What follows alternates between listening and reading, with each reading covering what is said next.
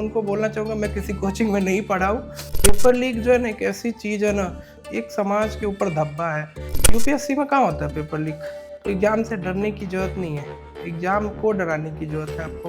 और जो ज़मीन पे रहता है ना, वही बाद में उड़ भी पाता है। मेरे बहुत ही ख़ास रिश्तेदार थे, इनका नहीं हो सकता। सभी एससी एसटी की शादी ना ब्राह्मणों से करा देते हैं।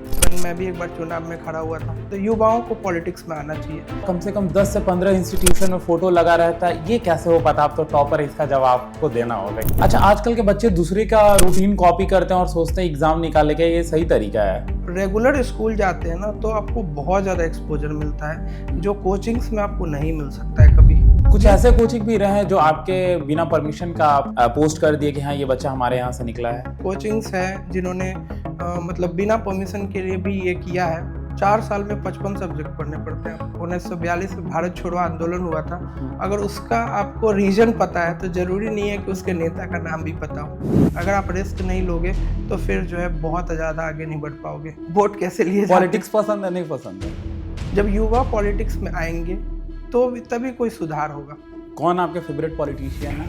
अटल बिहारी वाजपेयी रहे। ऐसा बिहार में कोई ऐसा नेता मुझे लगता नहीं है, सारे लोग फेक ही है यहाँ पे। जैसे ही आपको पता चला कि भाई मैं टॉपर हूँ, रैंक 1 है, सबसे पहले किसको कॉल लगाएं? मैंने फ़ोन किया तो मेरी मम्मी ने उठाया फ़ोन। मैंने बोला कि मैं डीएसपी बन गया हूँ। फिर मैंने इंजीनियरिंग के लिए लोन लिया जो अभी तक पूरा नहीं हुआ है। शाम तक ही पता चल गया पेपर लीक हो गया है। यूपीएससी आखिर कैसे कंडक्ट करती है? पूछना चाहिए। उन एक सिटी एसपी थे सिद्दीप लांडे सर, कलेक्टर बनना है, कलेक्टर नहीं बनना। कभी आपको जब ये लगता था कि हाँ मेरे से ये एग्जाम नहीं निकलेगा, हो सके हम असफल हो जाए, तो उस समय आप क्या करते थे? पीडब्ल्यू में क्यों गया? पीडब्ल्यू1 लिया इसमें। रिवीजन का क्या तरीका आपने अपनाया था? यूपीएससी की एक हार सी रियलिटी है कि यहाँ बहुत कम बच्चे सेलेक्ट होते हैं।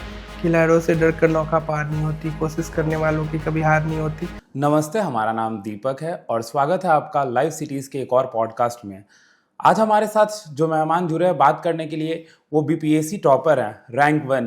तो आइए स्वागत करते हैं उज्जवल कुमार उपकार जी का और इनसे जानेंगे क्या स्ट्रैटेजी इन्होंने अपनाया और कैसे ये बीपीएससी टॉप किए। बहुत बहुत स्वागत है सर हमारे साथ बातचीत करने के लिए। बहुत बहुत धन्यवाद आपका।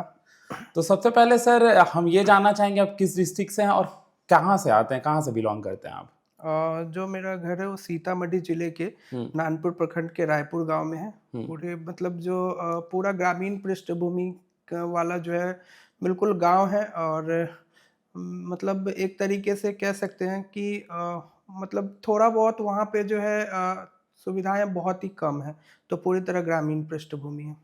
पूरी तरह ग्रामीण पृष्ठभूमि है, तो कैसे वहाँ से पॉसिबल हो पाया ये इतना बड़े एग्जाम को क्रैक करना और उसमें भी रैंक 1 लाना, कैसे हो पाया? एक्चुअल में ये जर्नी काफ़ी लंबी है।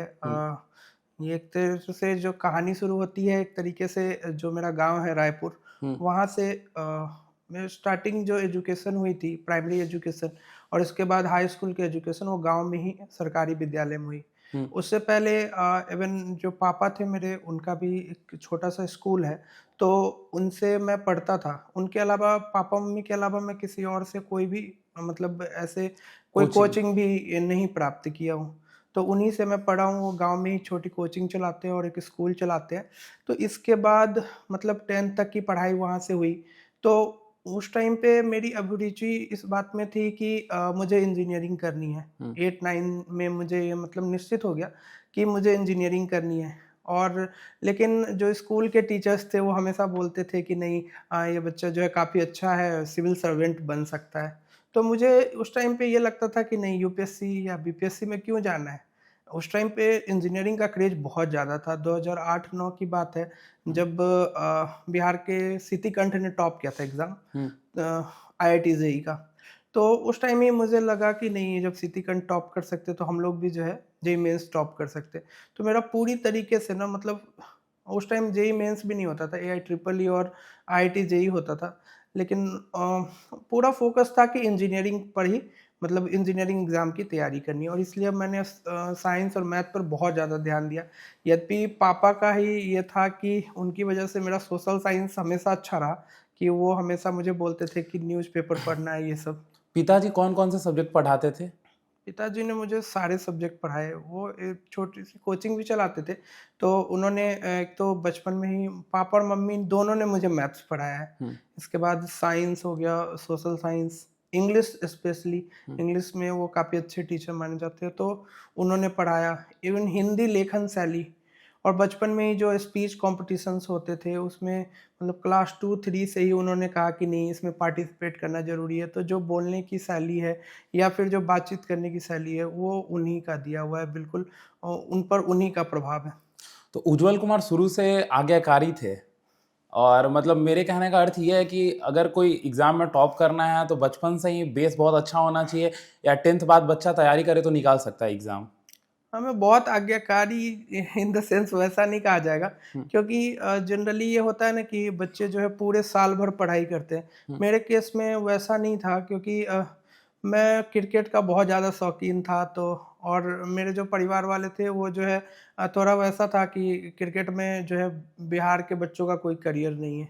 हुँ, तो वो जो है ना हमेशा सोचते थे कि नहीं, पढ़ाई की तरफ जाए, और मेरा मन कहीं न कहीं क्रिकेट से जुड़ा हुआ था, तो मैं बीच में स्कूल ये सब छोड़ के भी कभी-कभी क्रिकेट क्रिकेट खेलने खेलने जाना। चला जाता था। हाँ, तो उस ड्यूरिंग ऐसा हुआ ना कि जब आप खेलते हो तो आपको बहुत सारी चीज़ों का विकास होता है, आप बहुत सारी चीज़ें सीखते हैं। मतलब ऐसा नहीं कि आप रूम में बंद करके पढ़ाई करेंगे तो आप सब सीख जाएँगे। एक जो बच्चे का जो मानसिक विकास होता है ना, वो खेल के साथ भी होता है। हुँ, तो ये मैं मतलब माता-पिता को भी कहना चाहूँगा, जो भी लोग देखते हैं, तो कि आप लोग जो है ना अपने बच्चों को सिर्फ़ बाँधे नहीं पढ़ाई तक, उनको जो और सारी जो एक्स्ट्रा करिकुलर एक्टिविटी है उनको भी करने दें। इससे जो है ना काफ़ी ज़्यादा जो माइंड ब्रॉड होगा और सोचने-समझने की शक्ति बढ़ती है, हुँ, निर्णय लेने की शक्ति बढ़ती है। बाद में मतलब मैं पढ़ने में अच्छा था, लेकिन मैं ये कहूँगा कि बहुत सारे बच्चे ये एग्ज़ाम निकालते हैं जो एवरेज होते हैं, हुँ, जो 10th तक उनके बिल्कुल मार्क्स नहीं आते। जैसे एक फ्रेंड है मेरा, वो 10th में 2 सब्जेक्ट में फ़ेल हो गया था, लेकिन उन्होंने बीपीएससी क्लियर किया। तो ये मतलब ऐसा कोई स्टीरियोटाइप नहीं कहा जा सकता कि आप 10th में टॉप करेंगे तभी आप बीपीएससी और यूपीएससी क्वालीफाई अच्छा कर 10th सकते का मार्क्स मतलब इसमें मायने नहीं रखता है, उसमें आप क्या किए नहीं मतलब है, लेकिन यहाँ पे अगर आप अच्छा से मेहनत करते हैं तो ज़रूर कर सकते हैं। हैं। बिल्कुल कर सकते हैं। 10th आपको जो बचपन की पढ़ाई है ना, वो आपको एक ये देता है कि बेस, हाँ, बेस के साथ-साथ आपको ये देता है कि आप हैबिचुअल बनाता है, अच्छा, कि पढ़ाई आप कितनी देर कर सकते हैं। अगर वो हैबिट आप कभी भी डेवलप कर सकते हैं, लेकिन बाद में डेवलप करना थोड़ा मुश्किल है। हुँ, लेकिन ऐसा नहीं है कि किया नहीं जा सकता। हुँ, लेकिन जो बचपन से ही करते आ रहे हैं रेगुलर, तो उनके लिए ये ईज़ी हो जाता है कि वो पढ़ाई को हैबिट बनाएँ। लेकिन बिहार में ये भी देखा जाता है कि माँ-बाप जो है थोड़ा थक जाते हैं बच्चों से, कि वो ग्रेजुएशन कर लिया तो अब बहुत टाइम हो गया पढ़ते-पढ़ते, तो उसको टाइम, समय नहीं देते हैं, तो ये सब भी थोड़ा दिक्कत है। 10th के बाद कैसे आपने इस चीज़ के लिए सोचा कि नहीं मुझे बीपीएससी करना है? हुँ। 10th के बाद भी मैंने नहीं सोचा ये चीज़, क्योंकि हुँ, 10th के बाद मैं पटना आ गया। यहाँ पे मैंने जेईई मेंस की तैयारी करी। हुँ, जेईई मेंस की तैयारी करने के दौरान, लेकिन एक टाइम पे मुझे ऐसा लगा, जब पटना में ही एक सिटी एसपी थे, शिवदीप लांडे सर, तो उनका जो कार्यकाल था उस टाइम पे काफ़ी अच्छा, मतलब इनोवेटिव अप्रोचेज़ के साथ काफ़ी क्राइम उन्होंने कम किए और मतलब यूथ आइकॉन बन गए। हुँ, मतलब लोग उनकी तरह बनना चाहते थे। मैं भी उनसे काफ़ी प्रभावित हुआ। मुझे भी ऐसा कहीं न कहीं मन में लगा कि अगर कभी अगर सिविल सर्विसेज़ में जाना है तो यूनिफ़ॉर्म पहनना है और जो है शिवदीप लांडे सर की तरह बनना है। तो मतलब एक तरीके से ना उनका जो अप्रोच था और उनकी जो चीज़ें थी वो मुझे काफ़ी अट्रैक्ट की। लेकिन तभी मेरा ये था कि नहीं, मुझे इंजीनियरिंग करना है, और इसके बाद मैंने इंजीनियरिंग का एग्ज़ाम भी दिया और उसमें सफल हुआ, तो मुझे एनआईटी उत्तराखंड मिला। अच्छा एनआईटी उत्तराखंड। हाँ, यद्यपि मैं आईआईटी जेईई में भी मेरा सिलेक्शन हुआ था, लेकिन चूँकि रैंक इतनी ख़राब थी, लगभग 13,000 समथिंग रैंक आया था, उस पे मुझे कोई कॉलेज मिला नहीं अच्छा। तो फिर मैंने सोचा कि नहीं, एनआईटी के साथ ही जाते हैं, क्योंकि मुझे उस टाइम पे पता नहीं क्यों काफ़ी, मतलब आप इन्फ्लुएंशियल होते हैं। बहुत सारे जो टीचर्स थे या जो भी सीनियर्स मुझे मिले, उन्होंने बोला कि नहीं, 2 ही सब्जेक्ट आपके अच्छे हैं, या तो कंप्यूटर साइंस रखो या फिर मैकेनिकल इंजीनियरिंग। तो कंप्यूटर साइंस नहीं रखा मैंने, क्योंकि मतलब कंप्यूटर का उतना बेसिक्स अच्छा नहीं था मेरा। अच्छा, कि जैसे सी प्रोग्रामिंग हो गई, C programming plus plus. Languages ये सब मुझे नहीं आती थी उस टाइम अच्छा, पे। हुँ, तो फिर मैंने सोचा कि नहीं, मैकेनिकल इंजीनियरिंग रखते हैं, हुँ, उधर भी काफ़ी अच्छा फ्यूचर हो सकता है। लेकिन जब मैं इंजीनियरिंग में गया, इंजीनियरिंग का भी जो है ना वो जो पैरा था वो धीरे-धीरे डाउन होने लग गया। वो जो ग्राफ था और कि वो जॉब से बहुत ज़्यादा प्राइवेट कॉलेजेस खुल गए जिसकी वजह से जो कंपनीज़ है, बहुत सारे लोग इंजीनियरिंग करने लगे और आज तो ये हालत हो गई घर-घर में इंजीनियर्स हो गए। तो वहाँ पे भी मुझे ये लगा कि नहीं मैं एक अच्छे कॉलेज में हूँ, अगर मैं ठीक ढंग से पढ़ाई करता हूँ, तो मेरा यहाँ से अच्छा सिलेक्शन हो हो सकता जाएगा। है, हाँ। तो फिर मैंने जो वहाँ पे सिर्फ़ पढ़ाई नहीं करी, वहाँ पे मुझे एक चीज़ ना एक एक्सपोज़र मिला एक तरीके से, जो कहीं न कहीं ना मैं लैग कर गया था, अपनी जो है 11th-12th के दौरान। मेरे हिसाब से ना जब आप 11th-12th करते हैं तो आपके लिए स्कूलिंग बहुत ज़रूरी है। जब आप स्कूलिंग करते हो ना तो आप बहुत चीज़ें सीखते हैं। रेगुलर या फ्लाइंग? हाँ, मैं रेगुलर की बात कर रहा हूँ अच्छा, कि रेगुलर। अगर आप रेगुलर स्कूल जाते हैं ना तो आपको बहुत ज़्यादा एक्सपोज़र मिलता है, हुँ, जो कोचिंग्स में आपको नहीं मिल सकता है कभी। स्कूल जो चीज़ देता है ना वो या फिर कॉलेज देता है वो कोचिंग आपको नहीं दे सकता है। कॉलेज में आप तरह-तरह के लोगों से मिलते हैं। जब मैं कॉलेज गया वहाँ पे अलग-अलग माइंडसेट के लोगों से मिला, तो वो ना आपको तरह-तरह के जो है आइडियाज़ देते हैं। हुँ। आज जो है एसए का पेपर ऐड हुआ है बीपीएससी में, ओपिनियन बेस्ड है, पर्सपेक्टिव बेस्ड है। जितने लोगों से आप मिलेंगे ना नए-नए, उतने पर्सपेक्टिव्स आपको जानने का मौका मिलेगा। आपका जो है ना आपको एग्ज़ाम में डर नहीं लगेगा क्योंकि आप त तरह-तरह के लोगों से मिलेंगे। हुँ। और जो कोचिंग इंस्टीट्यूट या फिर वन एक रूम में बैठ के तैयारी करते हैं, उनके साथ ये दिक्कत है कि उनको फ़ियर हो जाता है एग्ज़ाम का। तो वो जो चीज़ है ना, जैसे इंजीनियरिंग में क्या होता था कभी-कभी एक ही रात में आपको पूरा सब्जेक्ट पढ़ना है, कल एग्ज़ाम है। तो हुँ। एग्ज़ाम फ़ियर ही खत्म हो जाता है बिल्कुल। वो लगता ही नहीं है कि आपके अंदर कोई डर है। तो ये चीज़ अच्छी हुई। दूसरा जो है सिलेबस बहुत बड़ा था। 4 साल में 55 सब्जेक्ट पढ़ने पड़ते हैं आपको 4 साल में 55 सब्जेक्ट। इंजीनियरिंग में, जबकि नॉर्मल ग्रेजुएशन में आप कितने पढ़ते हैं? मुश्किल से 20 से 22 सब्जेक्ट। तो एक बहुत बड़ा अंतर आ जाता है कि आप इतने सब्जेक्ट भले ही आपने कुछ भी पढ़ा, बट पढ़ा तो हुँ। आपको एक हैबिट हुआ, तरह-तरह के सब्जेक्ट को जानने का मौका मिला। इवन उसमें सोशल साइंस भी होता है, इकोनॉमिक्स भी होता है, तो ये सब चीज़ें जब आप पढ़ते हैं, भले ही वो काम नहीं आएगी, लेकिन आपका जो है माइंड काफ़ी ब्रॉड होगा और जो आपकी कैपेसिटी है मतलब चीज़ों को करने की, वो धीरे-धीरे बढ़ती जाएगी। इसके अलावा और अदर एक्टिविटीज़ होती है, जैसे खेल होता है, गेम्स होते हैं, पॉलिटिकल एक्टिविटीज़ भी होती है, जब आप इलेक्शंस में खड़े होते हैं। इवन मैं भी एक बार चुनाव में खड़ा हुआ था। अच्छा, चुनाव में। तो मतलब वो स्पोर्ट्स सेक्रेटरी के पोस्ट पे खड़ा हुआ था। भले ही मैं इलेक्शन हार गया, लेकिन मतलब मैंने काफ़ी चीज़ें सीखी उसमें, कि लोगों को कैसे मतलब वोट कैसे लिए जाते पॉलिटिक्स हैं। पसंद है, नहीं पसंद है? पॉलिटिक्स मतलब मुझे पर्सनली लेवल पे उतना पसंद नहीं है, लेकिन मैं हमेशा कहता हूँ कि जिन लोगों को भी पॉलिटिक्स पसंद है, युवाओं को पॉलिटिक्स में आना चाहिए। क्योंकि लोग बोलते हैं कि पॉलिटिक्स में जो है ये चीज़ खराब है या देश को हम नहीं बदल पा रहे। जब युवा पॉलिटिक्स में आएँगे, तो तभी कोई सुधार होगा। तो मेरे हिसाब से जो युवा जो बिल्कुल चाहते हैं कि समाज में सुधार हो, उनको आगे आना चाहिए, ख़ास करके पढ़े-लिखे युवा। कौन आपके फ़ेवरेट पॉलिटिशियन है?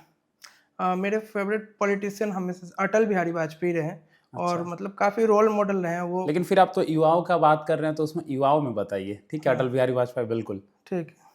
युवाओं में अगर कोई युवा नेता जो आपको पसंद है अभी, जो आपको लगता है कि नहीं ये बहुत अच्छा कर रहे हैं, भविष्य में और अच्छा करेंगे देश के लिए, चाहे हुँ। बिहार के लिए? अभी तो फ़िलहाल मुझे ऐसा बिहार में कोई ऐसा नेता मुझे लगता नहीं है हुँ। क्योंकि सारे लोगों को लगभग मौका दिया जा चुका है। 1-2 युवा नेता अभी बचे होंगे जिनको मौका मिल जाएगा फ्यूचर में, लेकिन उन्होंने कोई सिग्निफिकेंट सुधार नहीं किया है। मुझे लगता है कि कोई नया युवा अगर जो है इस चीज़ को लेके आता है, हुँ। जैसे दिल्ली में केजरीवाल आम आदमी पार्टी बनी, ठीक है? तो उन्होंने भले ही कुछ काम नहीं किया लेकिन एक नया चेंज आया कि कुछ नए लोगों को भी मौका मिल सकता है। हुँ। बिहार में अभी तक वैसा सिग्निफिकेंट चेंज अभी आना बाकी है। तो हो सकता है कि आने वाले फ्यूचर में कि ऐसा चेंज आए और चीज़ें बदलें। अटल बिहारी वाजपेयी से ऐसा कुछ बातें जो सीखी जा सकती है, बताइए आप, आपके अकॉर्डिंग? हुँ। अटल बिहारी वाजपेयी का जो है ना पर्सनैलिटी काफ़ी बहुत ही ज़बरदस्त है क्योंकि उन्होंने ना मतलब ऐसे निर्णय लिए जो देश के हित में थे। हुँ। मतलब हो सकता था कि उस टाइम पे उनकी आलोचना की जाती रही हो, जैसे उन्होंने जो परमाणु कार्यक्रम के तहत जो उन्होंने किया उस पोखरण में तो विस्फोट, तो वो जो था भले ही उस टाइम बहुत क्रिटिक्स हुआ, लेकिन वो हमारे देश के हित में था। आज हमारा देश परमाणु संपन्न है, तो कहीं न कहीं उनका बहुत बड़ा रोल है। इसके अलावा पाकिस्तान को उन्होंने हमेशा जवाब दिया सामने से आके। मतलब बिल्कुल एक जो है ना एक प्रधानमंत्री जैसा होना चाहिए, हुँ। जैसा आइडियलाइज़ वैसा मतलब उनके अंदर मैंने देखा। साथ में वो पोएम्स भी बड़ी अच्छी करते थे, इसके लिए भी जो है बहुत पसंद थे मुझे। बीपीएससी टॉप करने का अनुभव कैसा रहा आपका? जैसे ही आपको पता चला कि भाई मैं टॉपर हूँ, रैंक 1 है, सबसे पहले किसको कॉल लगाएं? बीपीएससी जब रिजल्ट आया उससे पहले ही जो है एक पीडीएफ टॉप 10 वाला वायरल हो गया था।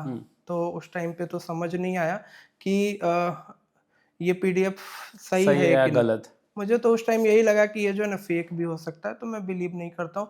बाद में जब कंफर्म हुआ तो उस टाइम पे मेरे साथ जो एक फ्रेंड थे, ठीक है, उनका वीडियो भी काफ़ी वायरल हो गया है। तो मैं और कुंदन जी थे, तो हम दोनों ने वो खूब सेलिब्रेट कर रहे हैं। अच्छा, वो रूम वाला वीडियो। हाँ, रूम वाला वीडियो। अच्छा। तो लेकिन उस टाइम पे क्या हुआ कि मैंने उनको बोला कि तेरे ठीक है, थोड़ी देर रुकते हैं, मैं पहले घर पे फ़ोन करूँगा। तो मैंने फ़ोन किया तो मेरी मम्मी ने उठाया फ़ोन। मतलब पापा की तबीयत ख़राब थी उस दिन, और दिन में ही मैंने बोला था कि पापा आप जाके दिखा लीजिए, जो आज हो सकता है कि रिज़ल्ट आए। अभी मतलब पूरा 100% तो नहीं है, लेकिन हो सकता है, बातें चल रही है। तो मैंने उनको फ़ोन किया, तो लेकिन उनको पता नहीं था कि रिज़ल्ट के लिए फ़ोन किया गया है। तो फिर मैंने बताया कि मैंने ये बोला कि ये नहीं बोला कि रैंक 1 आई है, मैंने ये बोला कि मैं डीएसपी बन गया हूँ। तो अच्छा, एकदम ये आपने नहीं बोला मैं रैंक 1 आया हूँ, डीएसपी बन गया? हाँ, तो मैंने बोला कि मैं डीएसपी बन गया हूँ, तो मेरी माँ बहुत खुश हो गई। उन्होंने फिर बोला कि नहीं, अच्छे से चेक कर लिया नहीं ये सब। तो मतलब वो एकदम रोने लग गई थी उस टाइम पे। और फिर मेरा भाई आया तो वो तो खुशी का आंसू था। हाँ, तो फिर मैंने उनको बोला कि नहीं, इसके बाद मैंने उनको बताया कि रैंक 1 आई है।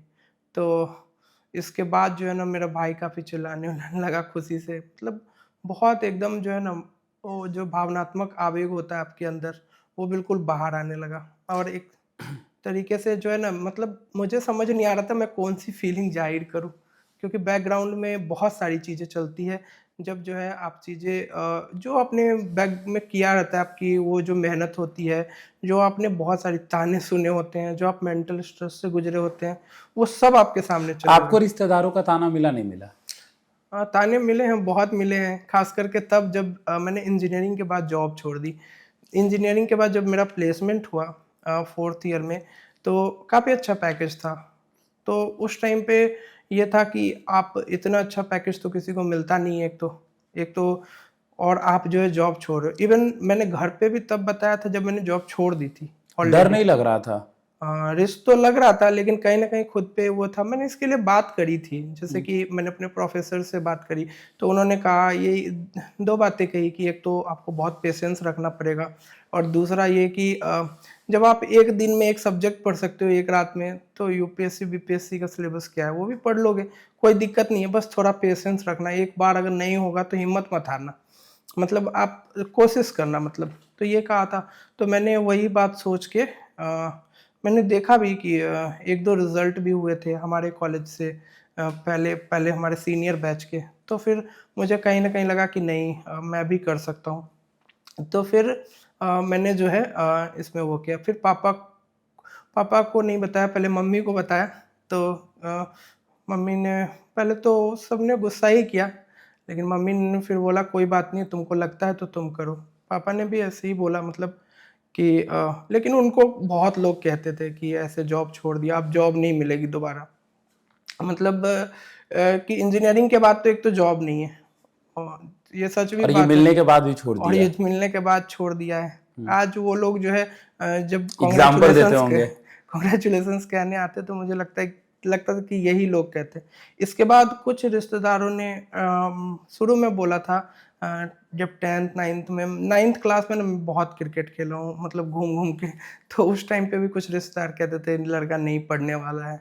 ये सब मतलब काफ़ी चीज़ें सुनने को मिलती थी। अ, जैसे बर्बाद, जैसे मेरे कुछ फ्रेंड थे उस टाइम पे, तो मतलब गलत संगत में आ गया है। तो अच्छा, आपको? हाँ, तो ये सब चीज़ें भी काफ़ी सुनने को मिली। और जब मैं ये प्रिपरेशन कर रहा था उस टाइम पे मेरे बहुत ही ख़ास रिश्तेदार थे। उन्होंने कहा कि ये तो बड़े-बड़े जो लोग हैं या फिर उच्च जात के लोग हैं, उनको होता है इसमें, जो आप इनका नहीं हो सकता। इवन ये बात दोबारा तब सुनने को मिली, मैंने अपने कान से सुनी ये बात, कि जब मेरा मेंस हो गया था, इसके बाद 67th के टाइम पे, और इंटरव्यू होने ही वाला था। तो मेरे मन में वो चीज़ ना और भी रह गई कि नहीं अब तो निकालना ही है कैसे भी, जो मेहनत करनी है। ये तो करारा जवाब था लोगों को, टॉप 1, रैंक 1।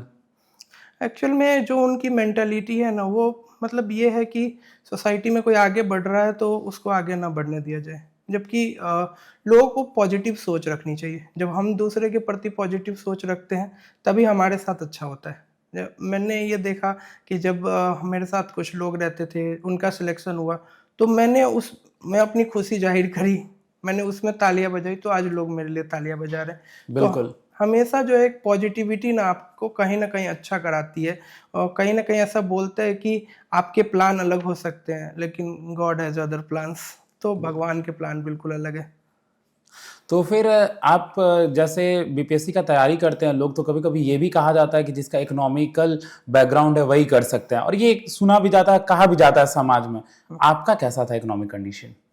इकोनॉमिक कंडीशन शुरू में तो ठीक था, मतलब इंजीनियरिंग तक तो ज़्यादा प्रॉब्लम्स नहीं है। यद्यपि मैंने इंजीनियरिंग के लिए लोन लिया जो अभी तक पूरा नहीं हुआ है। अभी तक अच्छा। जॉब का 1 ईयर कंप्लीट हो गया, मे बी अगले 6 महीने में हो जाए कंप्लीट।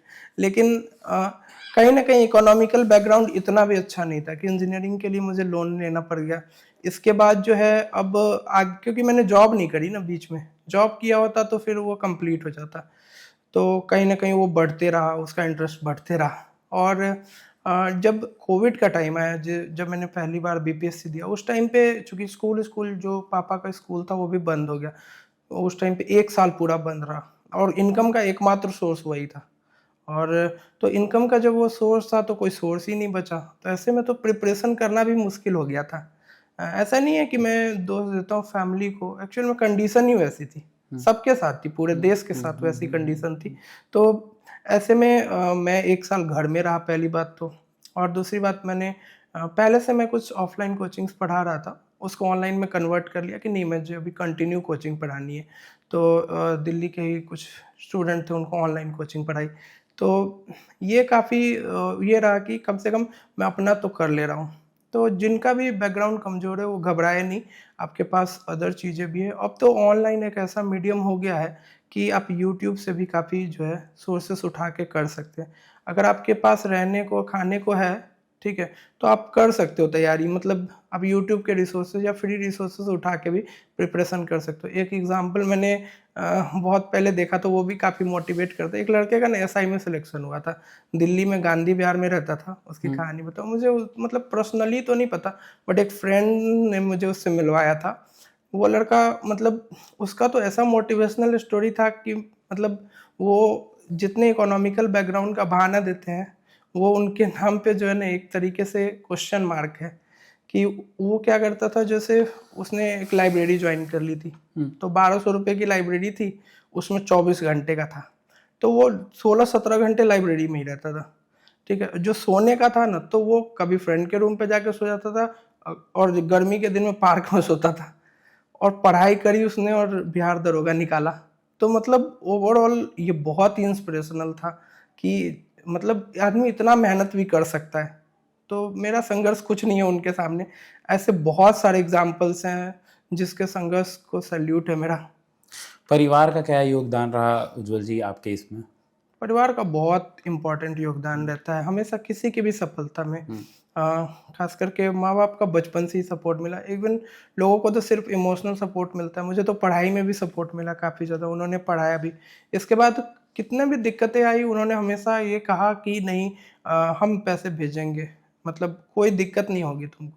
तुम अगर पढ़ रहे हो तो तुमको कोई प्रॉब्लम नहीं होगी। मुझे खुद ही लगता था कि कहाँ से भेजेंगे। जब कोविड के टाइम पे तो मैं खुद ही घर पे रह गया। लेकिन उस टाइम पे भी उन्होंने बोला था कि अगर तुम दिल्ली में रहोगे तब भी हमें कोई प्रॉब्लम नहीं है।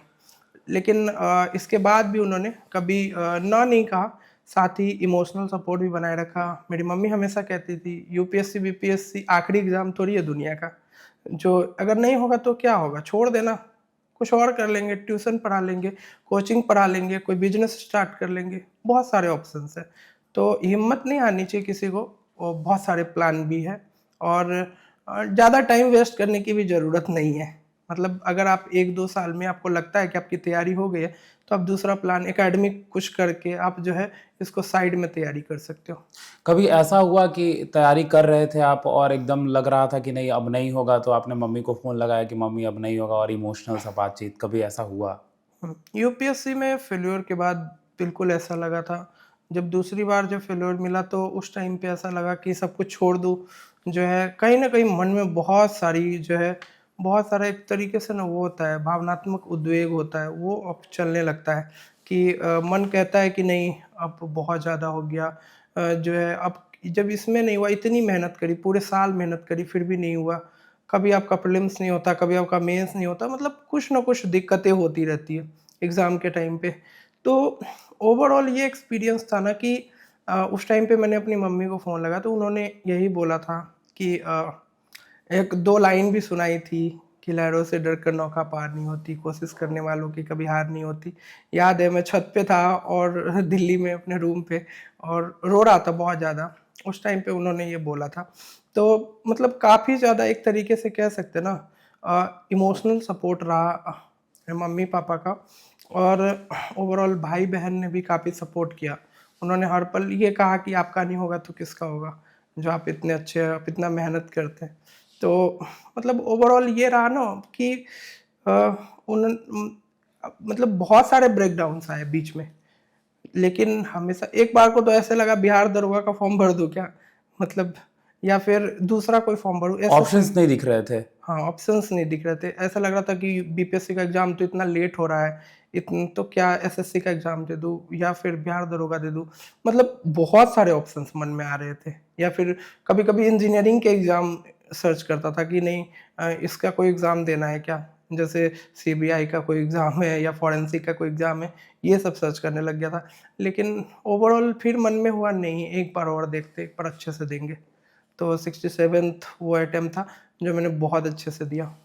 आपकी मम्मी आंगनवाड़ी में हैं, हाँ, तो ये चीज़ भी आपके लिए एक प्रेरणा होगा कि हाँ मम अगर हम बन जाते हैं तो फिर घर का जो बैकग्राउंड है या इकोनॉमिक कंडीशन है उसको बदल देंगे, हाँ, लगता था? बिल्कुल ये ऐसा लगता था। मेरी माँ हमेशा कहती थी कि हम लोग जो है ना लोअर मिडल क्लास फैमिली से हैं, तो हमेशा अपने आप को पहली बात तो कभी चढ़ाना नहीं, भले ही कितने भी अमीर हो जाओ या कुछ भी तुमको मिल जाए ना, कभी अपने आप को ये फ़ील नहीं करना कि बहुत हम अपर लेवल पे पहुँच गए हैं।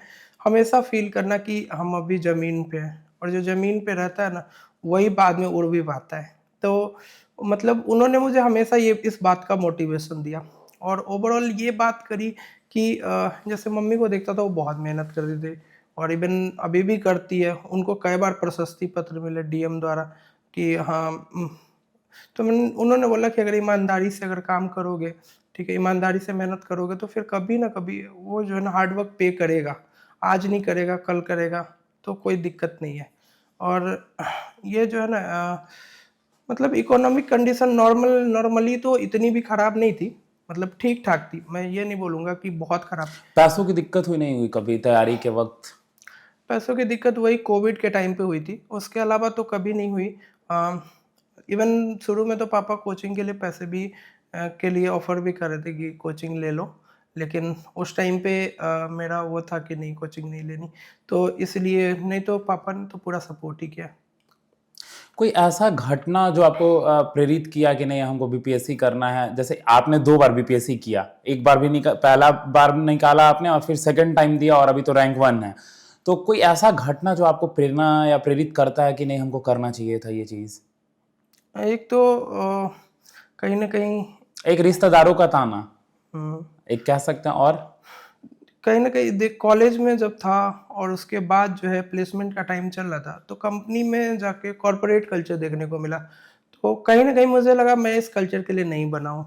मतलब जैसे उनकी जो पार्टीज़ होती थी या फिर हुँ, जो भी चीज़ें होती थी हुँ, जो उनकी लाइफ़स्टाइल थी, वो मुझे मैच नहीं करी। मुझे लगा हुँ, कि नहीं, ये चीज़ मुझे सूट नहीं करती। हुँ, जैसे कि मैं जिस कंपनी में था, क्लाइंट मीटिंग होती थी। क्लाइंट मीटिंग में हम लोग काफ़ी सारी चीज़ें करते थे मतलब जैसे तो वहाँ पे लोगों के साथ फेक स्माइल करना या कुछ करना, फेक होना पड़ता था। तो मतलब मुझे लगा कि मैं जो है ना मैं अपनी भावना जो है वो नहीं कर पा रहा हूँ। जो मेरा जो इमोशंस है वो बाहर नहीं आ पा रहा है एक्चुअल में। सारे लोग फेक ही है यहाँ पे। तो मैं एक फेक वर्ल्ड में जी रहा हूँ। तो मुझे रियल वर्ल्ड में जीना है तो मुझे लोगों से, समाज से जुड़ना पड़ेगा। और वो वही बात कहीं न कहीं मुझे यूपीएससी एग्ज़ाम में खींच के लेके आई कि मुझे यूपीएससी, बीपीएससी की तैयारी करनी है। और एक और बात है कि जैसे वहाँ मोनोटोनस थोड़ी ज़िंदगी थी और यहाँ पे जो है थोड़ा विविधतापूर्ण है। अभी भी चैलेंजेज़ बहुत रहते हैं, अभी जहाँ वर्क कर रहा हूँ मैं, बहुत चैलेंजेज़ रहते हैं। लगता है वही लाइफ़ अच्छी थी, लेकिन फिर लगता है कि नहीं, लाइफ़ में जो है ना हर दिन कुछ नया देखने को मिलता है, नए लोगों से मिलना पड़ता है और किसी के मन में ना कुछ भी काम करके ना अगर उसको सुकून दे तो बहुत अच्छा लगता है कि हाँ, हम किसी के लिए किसी की लाइफ़ जो है बदल सकते हैं। और एक तो वो घटना और एक मैंने बताई शिवदीप लांडेश्वर वाली कि वो कहीं न कहीं मन में थी उनका वॉकिंग स्टाइल देख के। तो वो भी एक कहीं न कहीं मतलब दिमाग में कहीं न कहीं चल रहा था कि यूनिफ़ॉर्म पहनना है। तो फिर ये कब आप कंफर्म हो गए कि नहीं अब हमको तैयारी में लग जाना है? किस ईयर में ये हुआ कि हमको तैयारी ही करना है और बीपीएससी ही करना है? ये लगभग 2018 का लास्ट मतलब 2019 था। हुँ, 19 में मुझे लग गया कि नहीं, अब मुझे प्रिपरेशन ही करनी है। हुँ, मतलब उस टाइम मैं बिल्कुल कंफर्म हो गया कि मुझे अब प्रिपरेशन करनी है और ये जो प्रिपरेशन है ये यूपीएससी के लिए करनी है। मैंने बीपीएससी के लिए तब नहीं सोचा था। अच्छा यूपीएससी के लिए सोचा था हाँ, आपने? प्योर यूपीएससी के लिए सोचा था और उस टाइम मैंने यूपीएससी के मतलब 1 साल पढ़ने के बाद मैंने पहला अटेम्प्ट दिया। तो मुझे ये था कि बीपीएससी नहीं देना मुझे, क्योंकि मुझे बीपीएससी का एग्ज़ाम का पैटर्न ही नहीं समझ आता था तब, क्योंकि वन लाइनर्स फैक्चुअल आते थे उस टाइम पे। तो मुझे लगता था कि नहीं, मैं जो है इस टाइप का एग्ज़ाम अभी तैयार नहीं हूँ, मुझे उतने फैक्ट्स नहीं आते। तो मैं सबसे पहले यूपीएससी के लिए ही करूँ। और दूसरा मैंने यूपीएससी का एक और एग्ज़ाम दिया सीएपीएफ, लगातार उसमें 3 बार मैंने रिटन क्वालीफाई किया और मैं कभी दौड़ में गया नहीं, लेकिन यू तो मुझे वो कहीं न कहीं मोटिवेट करता था कि अगर आप यूपीएससी के सीएपीएफ जैसे एग्ज़ाम को, जो काफ़ी टफ़ है, काफ़ी कम बच्चे, 100 150 सीटें होती है जहाँ पे 1000 लोग मेंस लिख पाते हैं। उस एग्ज़ाम को अगर क्वालीफाई आप कर रहे हो तो कहीं न कहीं आपके अंदर जो है नॉलेज तो है और एग्ज़ाम फ़ियर भी भगाने में इस एग्ज़ाम का बहुत बड़ा रोल था। और वो चूँकि यूपीएससी क्वेश्चन बनाती है तो काफ़ी स्टैंडर्ड के क्वेश्चन थे। तो ये भी जो है काफ़ी एक जो है मोटिवेटिंग फैक्टर रहा कि मैंने 2-3 बार एग्ज़ाम निकाले। भले ही मैं जब भी रिज़ल्ट आता तब मेरी मम्मी कहती थी तुमको जाना तो है नहीं, तो क्यों देते हो एग्ज़ाम? अच्छा मम्मी कहने लगी थी नहीं जाना तो क्यों एग्ज़ाम दे रहे हो, है क्यों ना? एग्ज़ाम दे रहे हो? हाँ। तो मैंने बोला नहीं, ये काफ़ी कॉन्फिडेंस भी देता है। तो मेरी जब तक उसमें एज रही मैंने वो एग्ज़ाम दिया, क्योंकि डिफेंस में तो आपकी एज भी लिमिटेड रहती है। अभी तक ऐसे कितने एग्ज़ाम आपने क्वालीफाई किया है? एग्ज़ाम बहुत सारे क्वालीफाई किए हैं। एक बचपन में एनटीएससी का एग्ज़ाम क्वालीफाई किया था। हुँ। इसके अलावा जो है इस अगर हम बात करें ऐसे तो जेईई मेंस क्वालीफाई किया है, जे एडवांस क्वालीफाई किया है, गेट का एग्ज़ाम क्वालीफाई किया है। इसके बाद अ, फाइन कह सकते हैं कि उज्जवल कुमार उपकार ब्रिलियंट स्टूडेंट हैं। थे भी और हैं भी और रहेंगे, है ना? नहीं, नहीं, मैं अपने आप को फिर भी एवरेज ही मानता हूँ। अगर आप ब्रिलियंसी की कोई डेफिनिशन नहीं होती। हुँ। बहुत सारे लोग डिफरेंट कंडीशंस में होते हैं, उनके पीछे का बैकग्राउंड बहुत मैटर करता है। तो बहुत सारे लोग जो है, मैं तो मतलब ये मानता हूँ कि सारे लोग ही तेज़ है, बस उनमें इन्फॉर्मेशन की कमी है। जिसके पास ज़्यादा इन्फॉर्मेशन होती है या एग्ज़ाम में क्लिक कर जाता है, उसके मार्क्स ज़्यादा आ जाते हैं। तो मतलब सारे लोग अगर अच्छे से तैयारी करें और ठीक से मतलब वो इन्फॉर्मेशन गैदर कर ले तो फिर कोई दिक्कत नहीं है। तैयारी करने में सबसे चुनौतीपूर्ण पहलू कौन-सा था आपके लिए जब आप बीपीएससी का तैयारी कर रहे थे? अगर बीपीएससी की बात करें तो बीपीएससी की तैयारी के टाइम पे मुझे प्रीलिम्स वाला पार्ट ही हार्ड लगा हमेशा। मुझे लगा कि नहीं, प्रीलिम्स कितना अनप्रेडिक्टिव है, क्या क्वेश्चन आएगा कुछ पता ही नहीं चलेगा। 66th में जो कट ऑफ था वो 108 था, जब नेगेटिव मार्किंग नहीं हुआ करती थी। तो 67th के टाइम पे जो मुझे ऐसा था कि पहले बार पेपर हुआ और वो भी काफ़ी कोविड के कारण बहुत एक्सटेंड हुआ। बहुत जब पेपर एक्सटेंड होता है तो बहुत ज़्यादा मेंटल ट्रॉमा होता है कि आप पूरी तैयारी के साथ आए हो और तो फिर पेपर एक्सटेंड हो रहा है 2-3 महीने के लिए हर बार। तो फिर जो है लेकिन जब वो एग्ज़ाम दिया मैंने तो मेरे 108 109 मार्क्स आ रहे थे लगभग। उस टाइम आंसर की रिलीज़ नहीं हुई थी। लेकिन शाम तक ही पता चल गया पेपर लीक हो गया है। हुँ। तो अब मेरे ये जो है ना, ये पल जो होता है ना कि पेपर लीक हो गया है, ये आपको जो है ना तोड़ देता है एक तरीके से। ख़ास करके अगर आपके मार्क्स ठीक-ठाक आ रहे हैं तो, कि आपने तैयारी करी। लेकिन मुझे लगा कि नहीं, पेपर लीक हो गया तो सबको जो है ना टाइम मिला है, मुझे भी टाइम मिला है, तो मैं इस अपॉर्चुनिटी का थोड़ा फ़ायदा उठाऊँगा और जो मेरी कमियाँ हैं, जहाँ-जहाँ ख़ास करके साइंस सेक्शन पे मैंने 10-10 सवाल गलत कर लिए थे, साइंस बैकग्राउंड सेक्शन में। इंजीनियरिंग होने के बावजूद, तो मुझे लगा नहीं, अपने बैक टू योर बेसिक्स। ऐसा क्रिकेट में बोला जाता है कि जब भी आपका फ़ॉर्म खराब हो ना, अपने बेसिक्स पे जाओ। फिर से जो है अपने बेसिक्स को ठीक करो। तो बस मैंने वही किया, मैंने दोबारा से एनसीईआरटीज़ पढ़ी। मुझे लगा कि नहीं, मैं यही लैग कर रहा हूँ और दोबारा जब 67th का 3 महीने बाद एग्ज़ाम हुआ, तो मैंने साइंस में आई थिंक 30 में 30 स्कोर किया था। तो ये ओवरऑल काफ़ी मोटिवेटिंग था और साथ में उस टाइम पे कट ऑफ 113 गई थी जनरल की और ओबीसी में मैं आता हूँ, तो ओबीसी की कट ऑफ लगभग 109 मार्क्स थी और मेरे मार्क्स 118 थे। पेपर लीक को कैसे देखते हैं आप? पेपर लीक जो है ना एक ऐसी चीज़ है ना, जो एक तरीके से कह सकते हैं ना, मतलब एक समाज के ऊपर धब्बा है। एक जो ना सिर्फ समाज पे, ये सरकार, प्रशासन सबके ऊपर धब्बा है। स्टूडेंट के लाइफ को ना तोड़ देती है एक तरीके से। जब पेपर लीक होते हैं तो ऐसा नहीं कि सिलेक्टेड अनसिलेक्टेड जितने स्टूडेंट तैयारी करते हैं या जो फ्यूचर में तैयारी करने वाले हैं, उन सबके होप्स को तोड़ देती है कि आप जो है इतना बड़ा एग्जाम अगर एक कंडक्ट कर रहे हैं, तो आप पेपर लीक जैसी चीज़ों को जो है आपको ध्यान रोक रखना नहीं पा रहे हैं आप। यूपीएससी में कहाँ होता है पेपर लीक? यूपीएससी आखिर कैसे कंडक्ट करती है? पूछना चाहिए उनके ऊपर, जो है उनसे स्ट्रेटजी शेयर करनी चाहिए, उनसे बात करनी चाहिए, क्यों नहीं होता उसमें पेपर लीक? क्या उसमें जो है लोग नहीं है क्या? मशीन थोड़ी कराती है एग्जाम, उसमें भी तो लोग ही कराते हैं। तो यूपीएससी से सीखना चाहिए हर आयोग को। और अगर एक तरीके से कहते हैं ना कि अगर आपका जो इंटेंशन सही होगा, तो फिर जो है पेपर लीक भी नहीं होगा। कौन कौन से स्टडी मटेरियल यूज किया था आपने बीपीएससी की तैयारी के दौरान? बीपीएससी की तैयारी के दौरान मेनली जो मेरा था कि प्रीलिम्स और मेंस को मैंने इंटीग्रेटेड रूप में देखा। तो मैंने पहली बात तो पॉलिटी के लिए लक्ष्मीकांत पढ़ा। जब आप लक्ष्मीकांत पढ़ते हो तो प्री नहीं, आपका मेंस भी जो है कहीं ना कहीं मतलब कवर हो जाता है। इसके अलावा जो हिस्ट्री के लिए मैंने एनसीईआरटीज पढ़ी 6, 7, 8 और 12th क्लास की। और इसके अलावा मैंने स्पेक्ट्रम पढ़ा। आप बिपिन चंद्रा स्पेक्ट्रम में से कुछ भी पढ़ सकते हो। एक्चुअल में मैंने दोनों बुक पढ़ी है, लेकिन आप दोनों में से कोई एक ही बुक पढ़े, वो ज़्यादा फायदेमंद होगा, क्योंकि बाद में मैं स्पेक्ट्रम पे सीमित हो गया था कि मुझे लगा कि नहीं, एक ही बुक ठीक है। इसके बाद जो है ज्योग्राफी में आप 9 to 12 तक का जो है एनसीईआरटी कर ले। जो अभी पैटर्न जो फैक्चुअल आया है ना, उसमें आप लूसेंट को नहीं नकार सकते। जो 17th बीपीएससी का प्रीलिम्स हुआ है, मैं हमेशा सलाह देता हूँ कि नहीं, पहले भी मैंने बोला है कि कई बार जो है वीडियोज़ में कि नहीं, आप लूसेंट को नहीं नकार सकते बिहार में। तो आप लूसेंट से कम कुछ सब्जेक्ट जो फैक्चुअल चीज़ें हैं ना, वो कर ले आप। इस बार जो ऐसा क्वेश्चन आया था, सारे लग रहा था लूसेंट वाले क्वेश्चन है। तो अगर जो जिसने भी लूसेंट पढ़ी होगी उसका एग्ज़ाम अच्छा गया होगा, और जिसने भी यूपीएससी लेवल की तैयारी की होगी उसका एग्ज़ाम खराब हो गया होगा। तो आपको ना एक तरीके से दोनों मिक्सअप करके चलना है, कॉन्सेप्ट भी और फैक्ट्स भी, दोनों आपको नहीं छोड़ने हैं। इसके बाद जो है अगर साइंस की बात करें तो 6 से 10 तक की एनसीईआरटी, और फिर से मैं कहूँगा कि लूसेंट का पार्ट वाला कर ले साइंस का।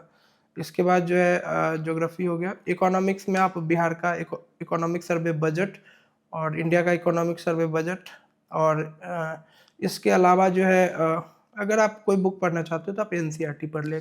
अच्छा, ऐसा कहा जाता है कि अगर आप जेई का तैयारी कर ले तो 12th पास हो जाएंगे। कभी कभी ऐसा होता है कि जो जेई का तैयारी करता है वो 12th में फेल हो जाता है। इसको कैसे देखते हैं? कैसे आपने भी बोला कि जो यूपीएससी का तैयारी किया होगा, हो सके उसका बीपीएससी इस बार ना निकला हो, तो कैसे देखते हैं इस चीज को?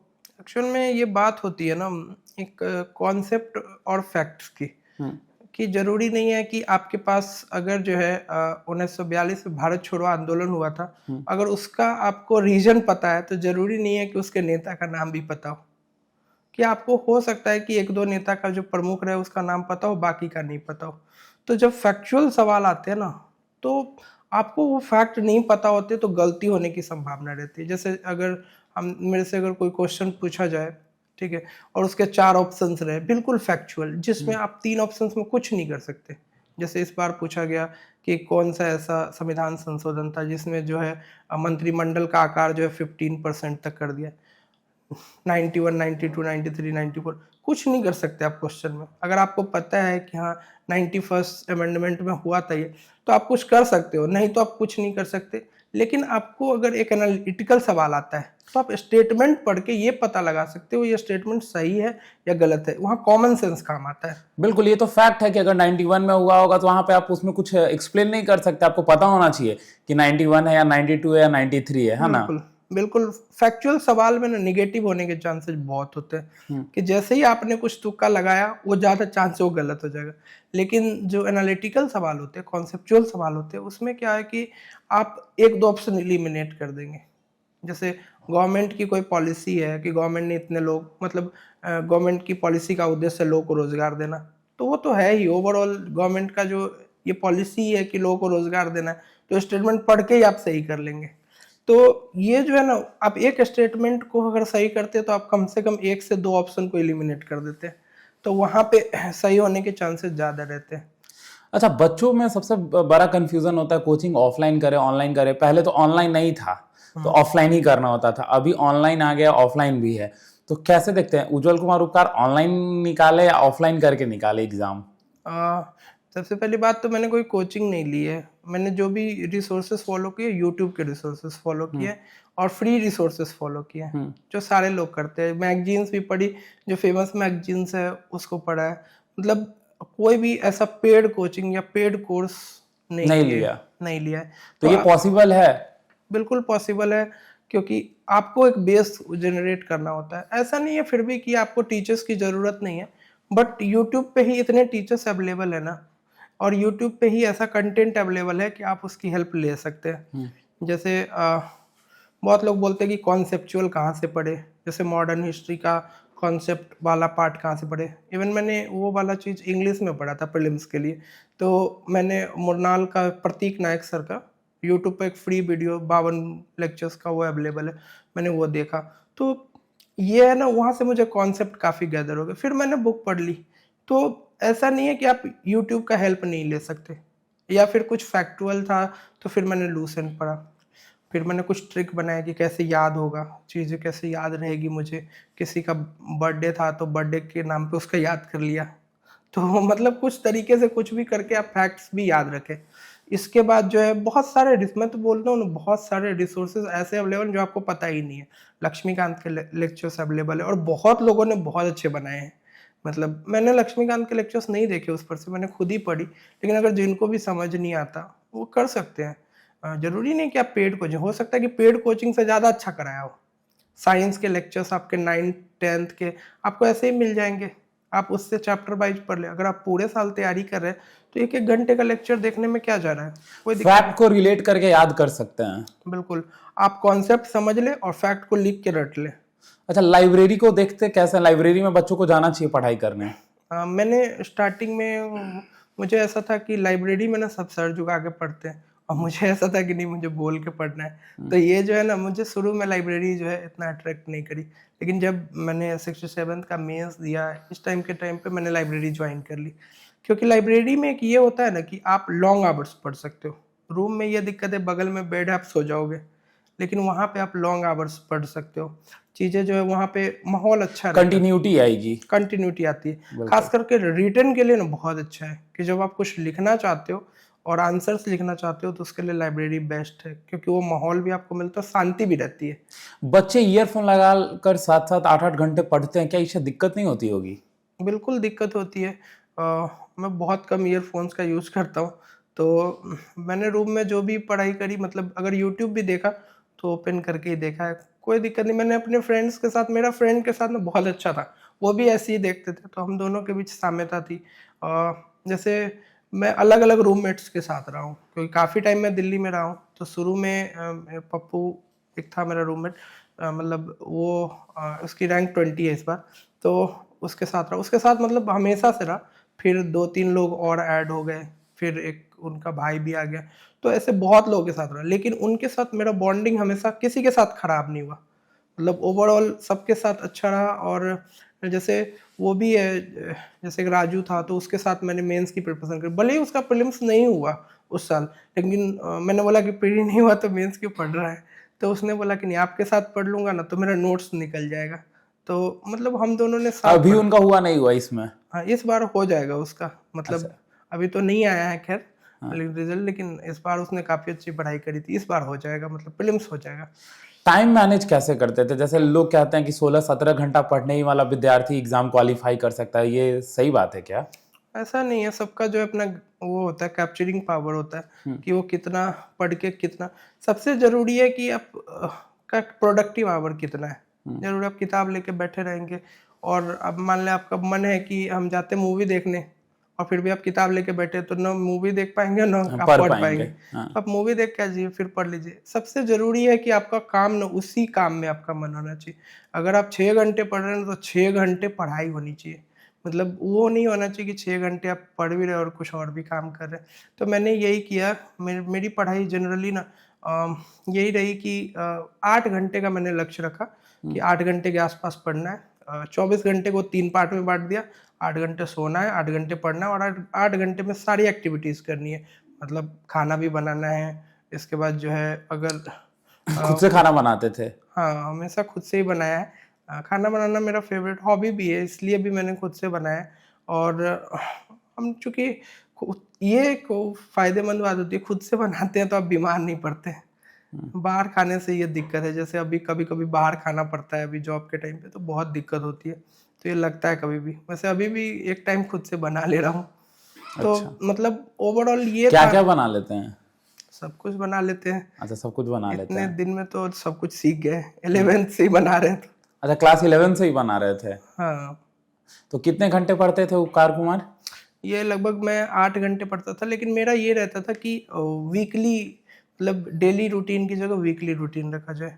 वीकली 50 घंटे अगर आप वीकली 50 घंटे? 50 घंटे पढ़ने हैं आपको, और 50 घंटे मतलब डेली सोचते थे कि 8-8 घंटे पढ़ के वीकली 50 घंटे पूरे किए जाए, और एक संडे को फ्री छोड़ा जाए कि संडे को मन करेगा तो मूवी देख के आ जाऊंगा, और या फिर कभी कभी जो है घूमने चले जाते थे हम लोग। तो इससे आप स्ट्रेस से फ्री रहते हैं। मतलब ऐसा नहीं है कि पढ़ाई के टाइम पे आप रूम बंद करके और पूरा पढ़ने लग जाए। तो ये भी जो है एक अच्छी बात नहीं है, क्योंकि आपको ना माइंड भी एक ना ये है कि उसको सेटल होने में टाइम लगता है। उसकी जगह ना आप चीज़ें सोचें, मतलब समाज सोसाइटी को सोचने का प्रयास करें कि जैसे समाज में कोई समस्या है तो वो कैसे सॉल्व होगी। दोस्तों के बीच डिस्कशन कर ले, वो ज़्यादा अच्छा है किताबें पढ़ने से। क्योंकि बहुत सारे इस बार जैसे बहुत सारे अवेयरनेस पे क्वेश्चंस आए, तो अगर आपको अवेयर रहता है ये चीज़ें, एक दूसरे से डिस्कशन, अगर हम खुद पढ़ते हैं ना अकेले तो ज़्यादा चीज़ें याद नहीं रहती, लेकिन हम किसी को बोलते हैं ना वही क्वेश्चन, तो वो याद रहता है लॉन्ग टर्म तक। डिस्कशन करना मतलब एक बहुत महत्वपूर्ण चीज है। हाँ, उससे आपको दूसरे के पर्सपेक्टिव के बारे में पता चलता है। अच्छा, आजकल के बच्चे दूसरे का रूटीन कॉपी करते हैं और सोचते हैं एग्जाम निकाले के, ये सही तरीका है? नहीं, बिल्कुल भी नहीं, क्योंकि सबकी कंडीशंस अलग-अलग है। मेरी कंडीशंस क्या थी, हो सकता है कि वो बच्चा कोचिंग कर रहा हो, तो वो मेरा रूटीन नहीं फॉलो कर पाएगा। तो मैं ये नहीं कहूँगा कि मेरा रूटीन आप आँख बंद करके फॉलो तो करें। उन बच्चों को क्या कहेंगे जो दूसरे का रूटीन फॉलो करते हैं और सोचते हैं एग्जाम निकाल ले, और नहीं होता तो फिर बाद में पछताते भी हैं? अगर किसी का रूटीन डाउनलोड कर लिए कि हाँ टॉपर है भाई, डाउनलोड कर लेते हैं, वो 15 घंटा पढ़ लिया, हम भी पढ़ लेंगे, और रूटीन डाउनलोड कर लेते हैं, और उसके बाद जब नहीं हो पाता है तो बहुत ज्यादा अंदर से गिल्टी होता है कि हम नहीं कर पा रहे हैं, और फिर वहां से वो आस खो देते हैं। कैसे गाइड करेंगे उन बच्चों को आप? मैं बस यही कहूँगा कि आप अपनी कंडीशंस देखें कि आपके पास कितना टाइम है। उसमें जो जितना प्रोडक्टिव टाइम हो सकता है, उस प्रोडक्टिव टाइम को यूज़ करें। सबसे पहले कोशिश करें, अब जैसे कोई हाउसवाइफ है, तो वो दिन भर काम करती है, तो उसके पास कितना टाइम होगा? मुश्किल से 4-5-6 घंटे मिलता होगा। तो वो 4-5-6 घंटे ही प्रोडक्टिव है उनके पास, तो वो करें। मैंने क्या किया था शुरू में, जैसे मुझे शुरू शुरू में गया था तो मुझे पता ही नहीं चलता था मैं कितना फ़ोन यूज़ कर रहा हूँ, क्या कर रहा हूँ। तो उस टाइम पे मैंने क्या किया, मैंने एक 24 घंटे का रूटीन बनाया, 1-1 घंटे का, जिस पे मैंने 2 साइड बनाए, 2 कॉलम में, एक तरफ लिखा स्टडी आवर और एक तरफ लिखा नॉन स्टडी आवर। तो मैंने जैसे 12 से 1 मैंने क्या किया, उस पे लिखता था मैं कि 12 से 1 मैंने फ़ोन चलाया, और मैंने ईमानदारी से लिखा मैंने, जो भी किया। तो ऐसा मैंने 1 सप्ताह किया। तो 1 सप्ताह के एनालिसिस से मुझे पता चल गया कि अरे! तो मेरा एवरेज जो है 3 घंटे में फ़ोन ही चला रहा हूँ, ठीक है? अच्छा। तो ऑन एवरेज जब ये पता चल गया तो मैंने सोचा कि उस टाइम को कम करके स्टडी पीरियड में लाया जाए, कि 3 घंटे तो चलो अभी कम तो ऐसे नहीं होगा, तो 2.5 घंटे पहले किया जाए। तो मतलब थोड़ा कम किया। तो ऐसे थोड़ा-थोड़ा कम करके स्टडी पीरियड बढ़ाया, और ऐसा नहीं है कि आप 8 ही घंटे पढ़ते हैं। 8 घंटे का मतलब कभी आप 6 घंटे पढ़ते हो और कभी 12 घंटे भी पढ़ते हैं। मतलब एक बार तो ऐसा भी आया, जब मैं और मेरा एक दोस्त है राजू, हम दोनों घटना चक्र पढ़ने के लिए बैठे। एग्जाम को 3 ही दिन बचा हुआ था, 3 या 4 दिन बचा हुआ था, तो हम लोग को घटना चक्र का रिवीजन करना था हिस्ट्री का, और आई थिंक उसमें 800 समथिंग पेज है। ठीक अच्छा। है, और हमने सुबह से लेकर रात तक वो कंप्लीट कर दिया। तो ऐसा भी दिन आया है कि हमने बहुत पढ़ा है। एक एक दिन में 800 पेज। हाँ, मतलब ये हमेशा रेगुलर बात नहीं है कि मैंने रेगुलर ऐसी पढ़ाई करी। जरूरत पड़ने पे। हाँ, जरूरत, जैसे मुझे था कि नहीं, अगर एक बार रिवीजन नहीं करूंगा तो मुझे कॉन्फिडेंस नहीं आएगा। तो हम दोनों ने वो रिवाइज भी किया पूरा। जैसे नींद भी आती थी बीच बीच में, 2 घंटे वो बोलता था, 2 घंटे हम क्वेश्चन बोलते थे, तो ऐसे बदल बदल के। तो काफ़ी, मतलब काफ़ी प्रोडक्टिव रहा। और उन लोगों का सपोर्ट भी था कि वो, जैसे मुझे नींद भी आ जाती थी पढ़ने के टाइम, तो वो लोग भी जगा के रखते थे कि नहीं, अभी पहले कंप्लीट कर लेते हैं, फिर चलेंगे घूमने, मूवी देखेंगे। हम लोग खूब मूवी देखे मूवी देखते हैं। हाँ, खूब सारा मूवी देखने मतलब जाते रहते थे। वहीं पे एक अम्बा सिनेमा था, उसमें हमेशा रेगुलर जाते रहते थे। कहाँ पे है ये अम्बा सिनेमा? ये आपको वही घंटाघर में है, दिल्ली में ही। अच्छा। तो वहाँ पे हम लोग रेगुलर जाते रहते थे कि हाँ ठीक है। तो हम लोग 4-5 दोस्त थे, कभी पिज़्ज़ा खाने चले गए, या कभी कुछ बाहर कुछ खाने चले गए, या फिर मुखर्जी नगर बत्रा में चले गए कि हाँ बुक देखनी है, आज घूमना है, ऐसे ही। तो इससे क्या होता है ना, आपका माइंड भी फ्रेश रहता है कि चलो, जो स्ट्रेस जो इतना 5-6 दिन जो पढ़ के आया है, वो कहीं ना कहीं रिलीज हो जाता है। बच्चों में टालने की आदतें होती है कि आज पढ़ लूंगा, कल कर लूंगा, रोज नया नया रूटीन बनाओ, आज इस रूटीन को हटा दो, कल नया रूटीन बनाओ, आज 5 घंटे पढ़ेंगे, फिर वो भी नहीं हो पाता है तो चलो ना 3 घंटे कर लेते हैं, 1 घंटे कर लेते हैं। इसको कैसे देखते हैं आप? रूटीन है तो फेल भी होगा, ये बात सही है, लेकिन बहुत ज़्यादा फेल्योर नहीं होना चाहिए। जैसे ना, आप अगर आपको नहीं हो पा रहा है 8 घंटे, तो कोई नहीं, आप कम से स्टार्ट करो। आप 8 से 3 पे मत आओ, आप 3 से 8 पे जाओ। अच्छा, आप शुरू में अब 2-3 घंटे ही पढ़ो, एक सप्ताह, धीरे धीरे आपको ना वो चीज़, वो रिदम बनने लगेगा, और धीरे धीरे जो है आप पढ़ने के आवर्स भी बढ़ेंगे। और जब हम पढ़ते हैं ना, तब हमारा इंटरेस्ट बढ़ता है। कोई टीचर भी ऐसा मिल जाता है जो काफ़ी इंटरेस्टिंग ढंग से पढ़ाए। जैसे मुझे हिस्ट्री शुरू में लगता था कैसे पढ़ूंगा यार, इतने ईयर्स होते हैं, कैसे याद होगा। तो मॉडर्न हिस्ट्री में मैंने प्रतीक नायक सर का बोला, उन्होंने जैसे हिस्ट्री शुरू करी, मॉडर्न हिस्ट्री, तो उन्होंने फोटो वोटो दिखाया कि ये लगान मूवी का जो है, कि जो अंग्रेजों ने हम पे कब्जा अच्छा, विजुअल हेल्प करता है याद रखने में चीजों को। हाँ, तो हाँ, विजुअल हेल्प करता है। तो उन्होंने जैसे अंग्रेज का फोटो लगाया, उसकी जगह वो लगान का रसेल वाला फोटो लगाया, तो कि है ये दुगुना लगान देना पड़ेगा, ये सब टाइप का। तो मतलब टीचर भी अट्रैक्टिव होते हैं, जरूरी नहीं तरीका अलग अलग होता है। अलग होता है। वो अभी नहीं पढ़ाते, वो ना दिल्ली में पढ़ाते ना पटना में पढ़ाते। वो मतलब उनका जो है वही वाला लेक्चरशिप पढ़ा हुआ है, इसके अलावा यूट्यूब पे उनका कोई वो नहीं है। तो मतलब काफ़ी अच्छा पढ़ाया हुआ है, काफ़ी लोग देखे हैं उनको। तो मतलब सिर्फ वही नहीं है, लेकिन ऐसा नहीं है कि सिर्फ उसी से हो जाएगा। आपको कॉन्सेप्ट डेवलप करने में हेल्प मिलती है, जो आप कोचिंग में करते वही तो करते हैं, कॉन्सेप्ट डेवलप करते। तो आप डिफरेंट रिसोर्सेज का सहारा ले सकते हैं। यूट्यूब पे ऐसे बहुत सारे फ्री रिसोर्सेज है, जो आप सर्च करेंगे, हो सकता है उसकी व्यूअरशिप कम हो। कमजोर विषयों पर कैसे काम किया जा सकता है, कैसे ठीक किया जा सकता है उनको? हाँ, जैसे अगर कोई भी कमजोर विषय, मान लीजिए साइंस का ज्ञान, आपकी कोई थी? हाँ, मतलब शुरू में मैंने साइंस का बताया ही। हाँ हाँ बिल्कुल। जैसे साइंस का ऐसा कमजोर नहीं था, लेकिन आप एग्जाम में परफॉर्म नहीं कर पा रहे हो तो तो कमजोर लगता है। कमजोर है। तो फिर आप क्या करो, मैंने उस पर 2 चीजें काम की। एक तो मतलब कॉन्सेप्चुअल, और दूसरा फैक्चुअल, दोनों पे काम किया। तो कॉन्सेप्चुअल मैंने क्या किया, क्योंकि 67 तक पेपर पूरा जो है ना फैक्चुअल टाइप का ही आता था। थोड़े क्वेश्चन कॉन्सेप्चुअल रहते थे, लेकिन फैक्चुअल रहता था। तो मैंने कॉन्सेप्ट के लिए 6 से 10 तक की एनसीईआरटी पढ़ ली। तो 6 से 10 तक की एनसीईआरटी पढ़ने से भी फायदा हुआ। तो उससे मुझे कॉन्सेप्ट तो मिल गया। अब फैक्ट्स के लिए मैंने क्या किया, फैक्ट्स के लिए मैंने, एक तो एसपीडी की बुक आती है रेलवेज के लिए, ठीक है, तो उसके मैंने, उसमें 60 सेट होते हैं, 35 क्वेश्चन का, मैंने वो भी लगाए। मैंने सोचा कि भले ही रेलवे का बुक है, लेकिन अगर मुझे कुछ फैक्ट दे रहा है तो क्या दिक्कत है। मैं यही फैक्ट देख रहा हूँ, बीपीएससी पूछ रही है। इस बार 17th के पेपर में यही हुआ। जितने भी रेलवे वाले होंगे, 1 लाइनर एग्जाम वाले, एसएससी ग्रुप डी वाले तैयारी कर रहे होंगे, उन लोगों को बहुत फायदा हुआ होगा, वही पेपर था। तो मतलब मैं ये कह रहा हूँ कि जो लोग तैयारी कर रहे हैं, आप कोई भी एंगल क्यों छोड़ेंगे, आप दोनों एंगल कर ले। कॉन्सेप्चुअल आएगा यूपीएससी की तरह आएगा तो यूपीएससी की तरह अप्रोच करेंगे, जब फैक्चुअल आएगा तो फैक्चुअल की तरह अप्रोच करेंगे, कोई दिक्कत नहीं है। तो जैसे आप जब तैयारी कर रहे थे फिर आपको एक जगह ये चीज लगा कि नहीं अब मेरा हो जाएगा, और ये एक्चुअली होता भी है, जब आप पढ़ते रहते हैं तो सेल्फ कॉन्फिडेंस बढ़ते जाता है, तो ये बच्चों में कैसे आएगा? ये जब आप एक तरीके से ना कोई एग्ज़ाम निकालेंगे तो आपके अंदर ये सेल्फ कॉन्फिडेंस बढ़ता है। जैसे आप बहुत बच्चों के बीच प्रीलिम्स निकालते हैं तब आपको ये लगता है। दूसरी बात, अगर आपको ना आपने कोई एग्ज़ाम नहीं भी क्लियर किया, बार बार फेल हो रहे हो, तब भी कम से कम आप ये कर सकते हो कि आप फिर से प्रीवियस ईयर क्वेश्चन को देखिए। आप कोई सब्जेक्ट पढ़ रहे हो ना तो फिर से प्रीवियस ईयर क्वेश्चन उस चैप्टर के करने का कोशिश कीजिए।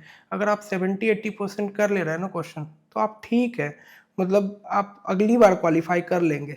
बस आपको ना एग्ज़ाम फियर हो गया है या एग्ज़ाम से डर लग रहा है, तो एग्ज़ाम से डरने की ज़रूरत नहीं है, एग्ज़ाम को डराने की ज़रूरत है आपको। मतलब आप जाइए तो ये सोच के जाइए कि कैसा भी पेपर आएगा मैं तो करके ही आऊँगा, मतलब या करके ही आऊँगी। तो ये मतलब ओवरऑल आपके अंदर की बात है कि सर अपने जो आसपास की कंडीशन है वो देखिए कि घर की कंडीशंस कैसी है, या फिर आपने किन परिस्थिति में निर्णय लिया था कि तैयारी करने का। तैयारी करने का, आप क्यों आए इस फील्ड में। तो अपने अपने आप से अगर क्वेश्चन पूछेंगे कि आप क्यों आए, जैसे मेरे पास भी था ये प्रश्न कि मैं क्यों आया, क्यों छोड़ा मैंने, मैं क्या जवाब दूंगा। तो ये क्वेश्चन आपको फिर से तैयार करता है कि नहीं करना है। कॉन्फिडेंस। हाँ, अच्छा, याद करने का दो तरीका होता है, कुछ बच्चे मन में याद करते हैं और कुछ बच्चे लिख कर याद करते हैं। याद करने का कौन सा तरीका ज्यादा ठीक है, लिख बोल कर याद करना या बोलने के बाद लिख कर याद करना? ये अलग अलग लोगों का तरीका है। कुछ लोग तो सिर्फ देखते हैं आंखों से और उनको याद रहता है। तो लेकिन मुझे वैसे याद नहीं होता, आप मुझे लिख कर याद करते थे? नहीं, मुझे बोलना भी पड़ता है और लिखना भी पड़ता है। मैंने दोनों तरीके अपनाए डिफरेंट डिफरेंट चीज़ों के लिए। जैसे मैं बहुत बोल बोल के पढ़ा हूँ, मतलब इवन मैं जहाँ पे रहता था मेरे नीचे फ्लोर के लोग बोलते थे, मतलब आसपास के लोग बोलते थे कि आपकी आवाज़ आती रहती है। तो मैंने बोला कि नहीं ठीक है, कभी कभी पढ़ता हूँ। तो ओवरऑल जो है ना ये चीज़ें कह सकते हैं कि ये आप पे डिपेंड करता है कि आपको कैसे याद होता है। अगर बोल के याद होता है बोल के पढ़िए, और लिख के याद, लिखने से ये होगा ना कि लिखने से होता है कि जो हमारी ज्ञानेंद्रिय है, आइज हो गई या फिर हाथ हो गया, स्किन हो गया, मतलब तो वो ना एक फील भी लेता है।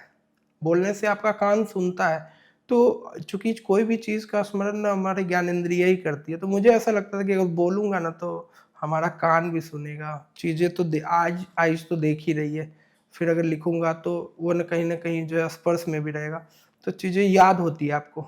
और बिल्कुल। एक बार में याद नहीं होगी, एक बार याद करिए फिर जो है कुछ दिन के बाद दूसरी बार याद करिए। रिवीजन का क्या तरीका आपने अपनाया था जो बच्चे अपना कर एग्जाम निकाल सकते हैं? रिवीजन का मैंने ये तरीका अपनाया कि एक तो मैंने क्या किया, शॉर्ट नोट्स बनाए चीज़ों के। शॉर्ट नोट्स बनाने के अलावा मैंने ये किया कि शॉर्ट नोट्स तो बना दिए। शॉर्ट नोट्स अब जो है मैंने मान लीजिए 100 फैक्ट है तो मैंने याद किए। अब अगली बार देखा कि जब मैं उनको मतलब देखा तो मुझे मान लीजिए 80 फैक्ट याद हो गया, 20 फैक्ट नहीं याद, तो 20 पे मैंने स्टार मार्क कर लिया। या अच्छा। घटना चक्र करते हुए भी मैंने स्टार मार्क किए कि ये ना मुझे याद नहीं है। तो फिर मैंने दोबारा किया और दोबारा बार में जो याद नहीं तो उसको डबल स्टार मार्क किया कि ये तो मुझे याद ही नहीं हो रहा। ठीक है, फिर ट्रिपल स्टार, मतलब 3 स्टार तक मैं गया कि 3 बार में मुझे कितने फैक्ट नहीं याद हो रहे। तो ये जो अगर आप मार्किंग करते हैं तो आपको याद रहेंगे कि भाई इसी फैक्ट में ना मुझे बार-बार दिक्कत हो रही है, बाकी तो मुझे याद रह जा रहे हैं।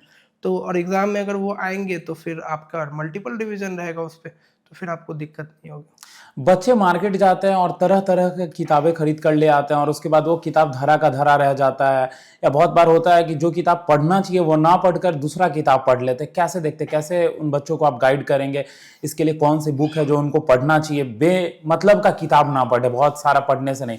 कहा जाता है ना कि एक किताब को 1000 बार पढ़िए, ना कि 1000 किताब को एक एक बार पढ़िए। बिल्कुल। और मैं इस पे ये बोलना चाहूँगा कि यूपीएससी में ना मतलब एक कहावत है बहुत फेमस है कि आपको ना मतलब कलेक्टर बनना है, कलेक्टर नहीं बनना। कि क्या क्या, फिर से रिपीट कीजिए एक बार। कि आपको ना मतलब कलेक्टर बनना है, कलेक्टर नहीं बनना, बुक कलेक्टर नहीं बनना कि बुक लाए आप जमा करें। अच्छा, कलेक्टर नहीं, बुक कलेक्टर नहीं बनना है ना? तो मतलब अगर आप बहुत सारा बुक रख लेंगे ना, सबसे पहले वो किताब हटा दीजिए अपने टेबल पे ना। जो 2-4 किताब है ना उसी को रखिए। मैं तो हमेशा क्या कर जितना कम किताब दिखता है ना उतना पढ़ने में अच्छा लगता है। एक किताब रखिए, वो रूम सजाने का उतना ज़रूरत नहीं है कि आप 10 किताब कोई आ रहा है बाहर से देख रहा है कि एनसीईआरटी पढ़ रहा है, ये भी पढ़ रहा है। आप जो शुरू से तैयारी करना चाह रहे हो वो उनके लिए तो है कि आप एक एनसीईआरटी पढ़ेंगे तो एक ही लेके आइए खरीद के, वो पढ़िए फिर दूसरा लेके आइएगा।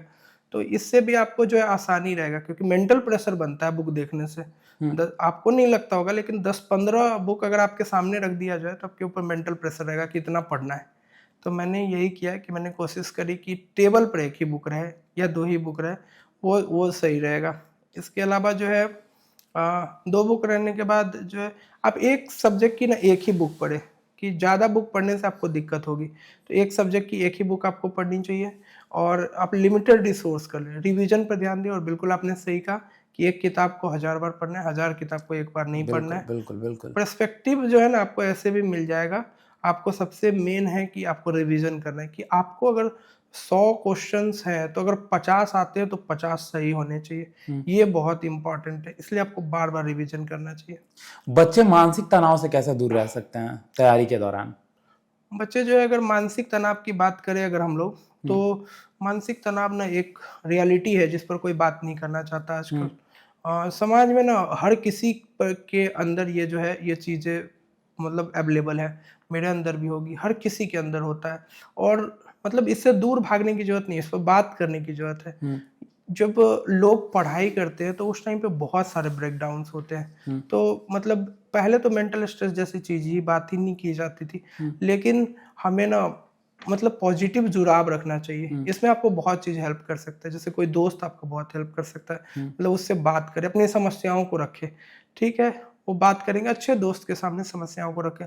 आपके माता-पिता हैं, आपके भाई-बहन हैं। इसके अलावा कई बार जो है ना स्पिरिचुअलिज़्म भी काफ़ी हेल्प करता है, कि जब आप स्पिरिचुअल होते हैं, जो आपका जुड़ाव होता है आस्था में भी जुड़ाव होता है, चाहे वो कोई भी चीज़ हो, ऐसा नहीं किसी धर्म रिलीजन से नहीं जोड़ रहा, लेकिन वो कोई भी चीज़ हो, वो आपको पॉजिटिविटी देता है। जैसे मुझे कई बार फ़ील हुआ कि मैं मंदिर गया, मुझे अच्छा लगा, तो मैंने ये नहीं है कि धर्म से जुड़ा हुआ है इसलिए, मुझे कैसा फ़ील हो रहा है। स्पिरिचुअलिटी बहुत इम्पोर्टेंट होती है। जब आप स्पिरिचुअल होते हैं ना, तो आपको बहुत सारी चीज़ें पॉजिटिव दिखती है और आपको ना ये मेंटल स्ट्रेस से जो भगाने में ये भी मदद होती है। तो इस पर पहली बात तो बात करें और ज़्यादा मेरे हिसाब से ज़्यादा फ़ोन देखना भी एक दिक्कत का कारण हो सकता है और आप पॉजिटिव लोगों के साथ रहें, नेगेटिविटी से दूर रहें। रिलेशनशिप में रहकर एग्जाम क्रैक किया जा सकता है कि नहीं? जैसे आपने बोला मानसिक तनाव दूर करने का, तो आजकल के बच्चे क्या करते हैं कि गर्लफ्रेंड बना लेते हैं और जब भी टेंशन होता है तो गर्लफ्रेंड को कॉल लगा लेते हैं। तो कैसे देखते हैं इस चीज़ को? तो रिलेशन आपकी गर्लफ्रेंड है कि नहीं? नहीं, अभी तो नहीं है मेरी गर्लफ्रेंड, लेकिन रिलेशनशिप को मैं पॉजिटिविटी में देखता हूँ हमेशा से, कि होना चाहिए। अगर आपका कोई पॉजिटिव रिलेशनशिप है ना, तो बहुत अच्छा हो सकता है। वो आपको बहुत आगे ले जा सकता है। हो सकता है कि मैंने अपने 12th फेल जैसी चीज़ें देखी मूवी, कि मतलब मनोज और श्रद्धा की स्टोरी देखी, बिल्कुल कि वो बिल्कुल काफ़ी बिल्कुल। पॉजिटिविटी आपको जो है ना, कोई जो है फ्रेंड या फिर गर्लफ्रेंड जो भी बोल सकते हैं, वो आपको दे सकता है या बॉयफ्रेंड हो। लेकिन ये चीज़ है कि वो आपको ना नेगेटिविटी की तरफ ना ले जाए, क्योंकि आजकल के जो रिलेशनशिप है वो मेनली इस ऐसे हैं कि वो एक दूसरे के फ़ायदे पर, स्वार्थ पर बेस्ड है। तो अगर स्वार्थ पे बेस्ड अगर कोई रिलेशनशिप है जो एक दूसरे का सिर्फ फ़ायदा देख रहे हैं, तो फिर वो रिलेशनशिप फेल हो जाएगी और वो आपको मेंटल जो स्ट्रेस है उससे बाहर ही निकालेगी और आपको मेंटल स्ट्रेस में डाल देगी। अभी जो है बहुत सारी चीज़ें हमने देखी, बहुत सारे एग्ज़ाम्पल्स देखे, बहुत सारे मैरेजेज़ के टूटने की खबरें सुनी, तो ये ओवरऑल ना काफ़ी नेगेटिविटी फैलाते हैं समाज में। तो पढ़ाई के दौरान मेरा ये सजेशन रहेगा कि अगर आपकी कोई अच्छी फ्रेंड भी है या अच्छा फ्रेंड है आपका, या इवन मेल फ्रेंड भी है या फीमेल फीमेल फ्रेंड फ्रेंड भी फ्रेंड है। भी है, हाँ। माँ-बाप भी है, भाई-बहन भी है, तो आप एक अच्छा जो है कुछ अचीव कर सकते हो। एक क्लोज़ फ्रेंड होना चाहिए जिससे आप बातें कर सकें, जिससे आप सारी बातें कर सकते हैं। बिल्कुल। इवन मतलब आपके अंदर जो चेंजेज़ आ रहे हैं, जो हार्मोनल चेंजेज़ आ रहे हैं, उसके बारे में भी बात कर सकें। आप ओपन हो सके। अगर आप ओपनली बात करेंगे चीज़ों पे, तो आप जो है एग्ज़ाम में आपको काफ़ी हेल्प मिलेगी इन सब से, क्योंकि ये मेंटल जो स्ट्रेस है वो रियलिटी है। हम्म। कभी आपको जब ये लगता था कि हाँ मेरे से ये एग्जाम नहीं निकलेगा, हो सके हम असफल हो जाए, तो उस समय आप क्या करते थे? मतलब बहुत बार लगा ऐसा कि अच्छा। ऐसे पल आते हैं क्योंकि पढ़ाई जब आप करते हैं और एग्ज़ाम देते हैं और फिर देखते हैं, एक तो ये रियलिटी है कि जहाँ 6 लाख लाख बच्चे एग्ज़ाम दे रहे हैं, वहाँ पर सिर्फ़ अभी तो 2000 सीट है, लेकिन पहले 300-400 सीटें आती थी। तो फिर भी 2000 बच्चे सेलेक्ट होंगे, बाकी बच्चे तो क्या होंगे? वो तो असफल ही रहेंगे। तो ये एक रियलिटी है, बीपीएससी, यूपीएससी की एक हार्श रियलिटी है कि यहाँ बहुत कम बच्चे सेलेक्ट होते हैं, बहुत कम रिजल्ट होता है, बाकी बच्चे को फेल होना है और ये सच्चाई है। तो ऐसे में मैं ये कहूँगा ना उनको कि अपना ना प्लान बी हमेशा ओपन रखें, कि ये नहीं सोचे कि यही एक ऑप्शन है। मैंने भी ये सोचा था कि अगर ये नहीं होगा तो मैं भी पढ़ाऊँगा, टीचिंग करूँगा, मतलब दूसरे ऑप्शंस एक्सप्लोर करूँगा, या फिर मैंने एक गलती वहाँ भी करी कि मुझे अपना एकेडमिक्स जारी रखना चाहिए था। मुझे अफ़सोस होता था बहुत बार कि मैंने अपना एकेडमिक्स क्यों छोड़ दिया। कुछ नहीं होता तो इकोनॉमिक्स से एमए कर लेता। मतलब कुछ ना कुछ आपको करना चाहिए। पीएचडी बच्चे नहीं होने पे गलत कदम उठा लेते हैं, लगता है उनको कि ये नहीं हुआ तो जिंदगी में कुछ नहीं है मेरे पास। कैसे आप उन बच्चों को गाइड करेंगे जिनको ये लगता है कि अब मेरे से कुछ नहीं हो पाएगा, ये लास्ट था मेरा? ये मतलब यही है कि मैं ये बोलूँगा कि ज़िंदगी में हर कोई फेल होता है। मतलब फेल होना रियलिटी है। सिर्फ आप नहीं फेल होते हैं, हर कदम पे कोई ना कोई फेल होता है। आज हम फेल हो रहे हैं, कल को कोई और फेल होगा। तो फेल होने को नेगेटिविटी में नहीं लेना है। मतलब जो और यूपीएससी, बीपीएससी इतना बड़ा एग्ज़ाम भी नहीं है, या फिर ज़िंदगी पूरी ज़िंदगी नहीं है कि जिसके लिए आपको जो है गलत कदम उठाना पड़े या फिर गलत स्टेप लेना पड़े। ज़िंदगी में जिन्होंने बीपीएससी, यूपीएससी नहीं भी निकाला है ना, वो बहुत अच्छा कर रहे हैं। कोई जो है जैसे बहुत सारे एग्ज़ाम्पल्स आज समाज में है, जो यूपीएससी, बीपीएससी की तैयारी करने गए थे, वहाँ फेल हो गए, आज एक अच्छे बिज़नेसमैन है, कोई अच्छा एंकर है, या फिर कोई जो है अच्छा टीचर है। मतलब बहुत सारे, मतलब जिनको देख के आपको लगेगा नहीं कि ये इस बंदे से नहीं हुआ। तो मतलब ओवरऑल ये बात है कि बहुत सारे टैलेंटेड लोग होते हैं, लेकिन कहीं न कहीं थोड़ा बहुत लक की भी बात है।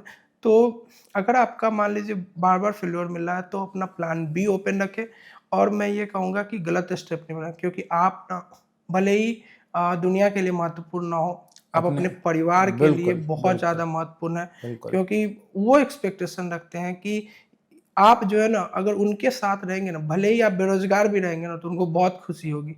तो मैं ये कहूँगा कि आप जो है अपनी एक्सपेक्टेशंस को बहुत ज़्यादा हाई करने की ज़रूरत नहीं है। आप रियलिटी में जियो, परिवार के साथ रहें, उनको सपोर्ट करें, जो है ज़रूर जो है आप सफल होंगे।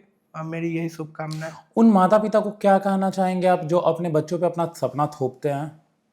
मैं यही कहना चाहूँगा कि सबसे पहले तो माता-पिता को चाहिए कि अगर कोई उनका अपना ड्रीम हो, तो वो अपने बच्चों पे ना थोप दे कि उन्होंने कोई ड्रीम देखा, वो असफल रह गए। जैसे माने मैं क्रिकेट में असफल रह गया, तो मैं कल को अपने बच्चे को बोले कि नहीं, तुम भी क्रिकेट खेलो और तुम जो है अच्छा क्रिकेटर बनो। ऐसा नहीं होता है। किसकी अभिरुचि किस में है ना, कोई नहीं जानता है। और अगर कोई सचिन तेंदुलकर को ये कहता है कि तुम डांस में जाओ, तो थोड़ी डांस में जो है आज जो है पूरे देश में भगवान हाँ, कहलाता है। बिल्कुल, बिल्कुल। वो क्रिकेट का भगवान इसलिए कहलाते हैं क्योंकि उन्होंने क्रिकेट को चूज़ किया, और उनके माता-पिता का सपोर्ट रहा। सपोर्ट रहा। मतलब तो माँ-बाप को चाहिए कि अपने बच्चे की अभिरुचि को देखें। मैं ये नहीं कह रहा हूँ कि आप पढ़ाई को छोड़ दें। पढ़ाई को आप जो है करते रहें, लेकिन अभिरुचि को देखें। अगर वो पढ़ाई में ही अच्छा करना चाहते हैं, बहुत सारे ऐसे बच्चे हैं जो पढ़ाई में अच्छा करना चाहते हैं। जब आस-पास के बच्चे अच्छा करते हैं, तो उनकी भी अभिरुचि होती है कि नहीं, मैं भी जो है पढ़ाई में अच्छा करूँगा। लेकिन अगर उनका कोई अल्टरनेटिव अगर करियर में वो एक्स्ट्रा ऑर्डिनरी है, तो ज़रूर वो उनको मौका दें। पहले 1-2 जनरेशन से, इससे पहले जो गलतियाँ हुई हैं, वो अब जो जनरेशन है वो ना दोहराए, और जो आगे उनको मौका दे। ख़ास करके लड़कियों के लिए मैं कहना चाहूँगा कि उनको मौका दे, पढ़ाई में सपोर्ट करे। ये बहुत, तब जो है जाके हमारा समाज आगे बढ़ेगा। एक चीज़ और देखा जाता है कि मम्मी-पापा या परिवार सपोर्ट कर रहा है, तो कभी-कभी क्या होता है कि बच्चे उन सपोर्ट को गलत तरीके से लेते हैं, गलत फ़ायदा उठाते हैं। कभी-कभी क्या होता है कि ठीक है, मम्मी-पापा बोले कि ये चीज़ ऐसे करना है, तो बच्चे को लगता है कि नहीं, ये मेरे लिए हित का चीज़ नहीं है, संगति खराब हो जाता है। तो इस चीज़ पे कैसे देखते हैं आप? मैं ये देखो कि उनकी जो एज होती है ना, एक एज होती है कि हर एज में ना आदमी अलग बिहेव करता है। जैसे बचपन में हमें जो माता पिता होते हैं वो सबसे टैलेंटेड नजर आते हैं, फिर एक एज आता है जहाँ पे माता पिता ही सबसे गलत नजर आते हैं, फिर जो है 30 के एज में जाके फिर आपको पता लगता है कि नहीं, माता पिता ही सही थे। तो मतलब एक ओवरऑल ना ये जो है काफ़ी ज़्यादा कंट्रोवर्सी, ये एज की बात है।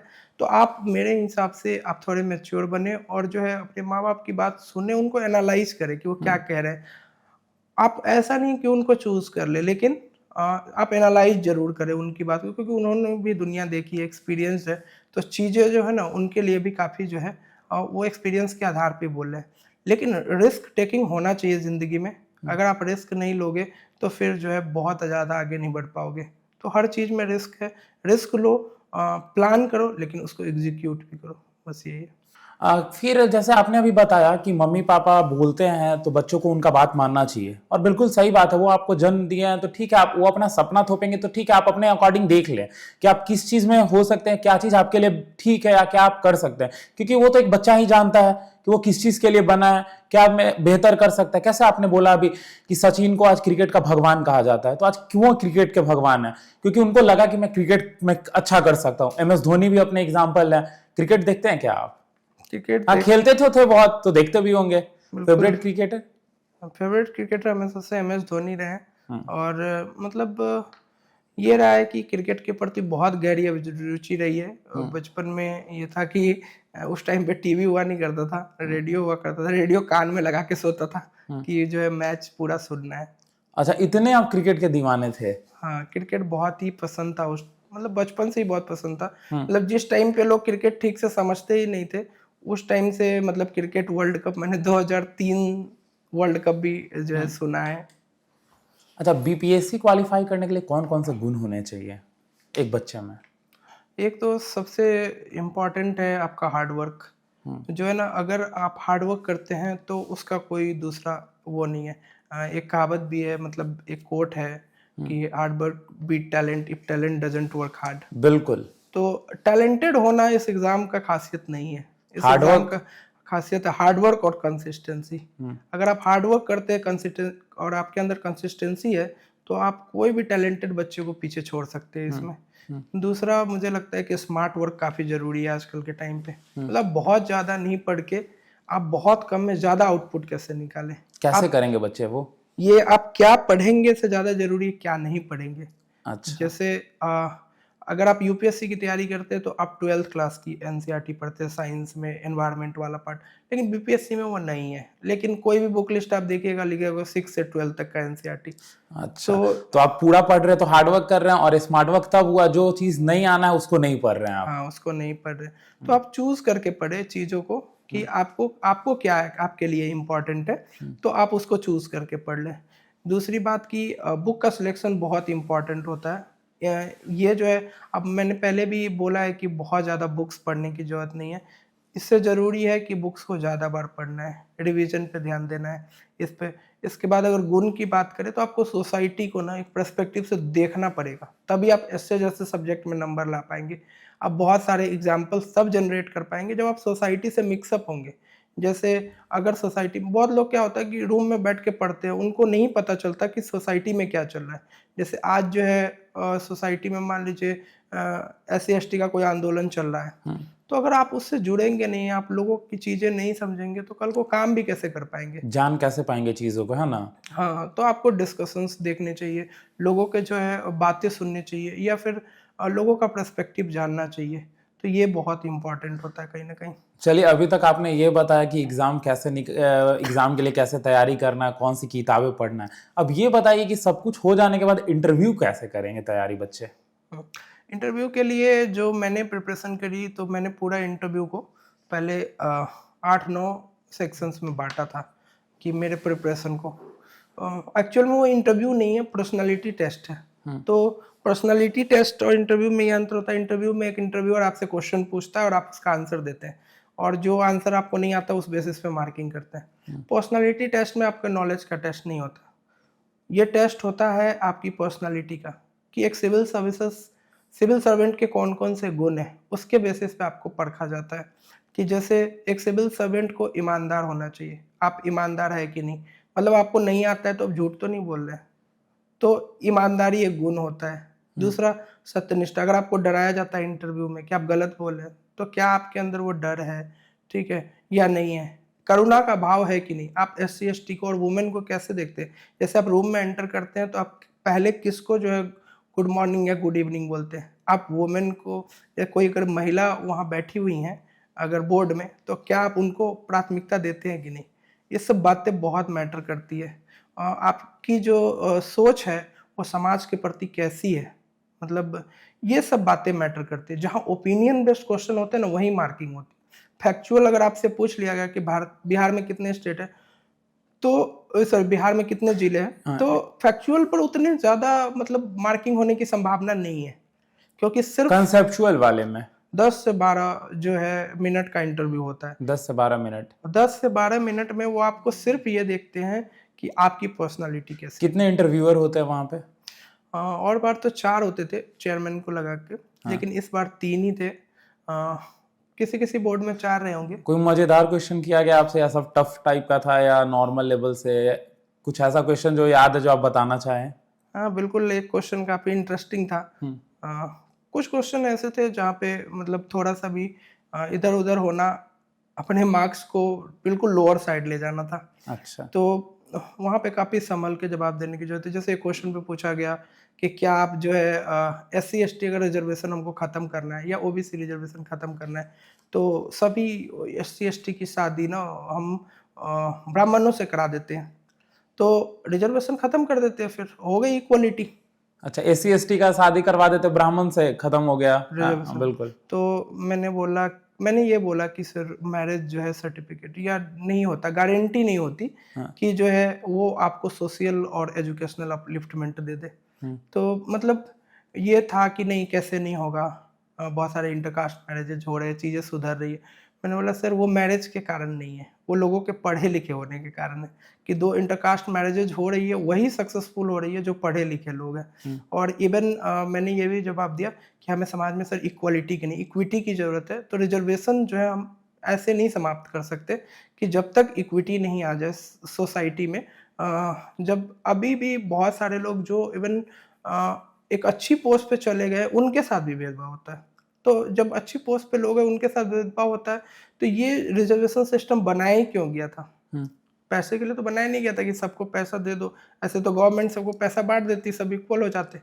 ये जो सोसाइटी में जो भेदभाव है, जो मन में मेंटालिटी है, उसको ठीक करने के लिए बनाया गया है कि जब लोगों में जो है एजुकेशनल और सोशल अपलिफ्टमेंट होगा, तब जाके समाज में वो जो आएगा। तो ये एक बड़ी बात।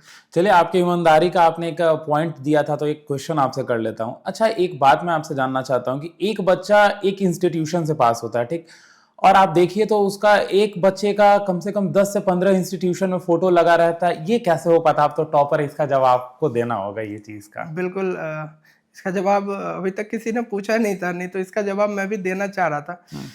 एक्चुअल में क्या होता है ना कि आप जब अपनी प्रिपरेशन के दौरान आप बहुत सारी जगह मॉक इंटरव्यूज देते हैं इंटरव्यू के दौरान।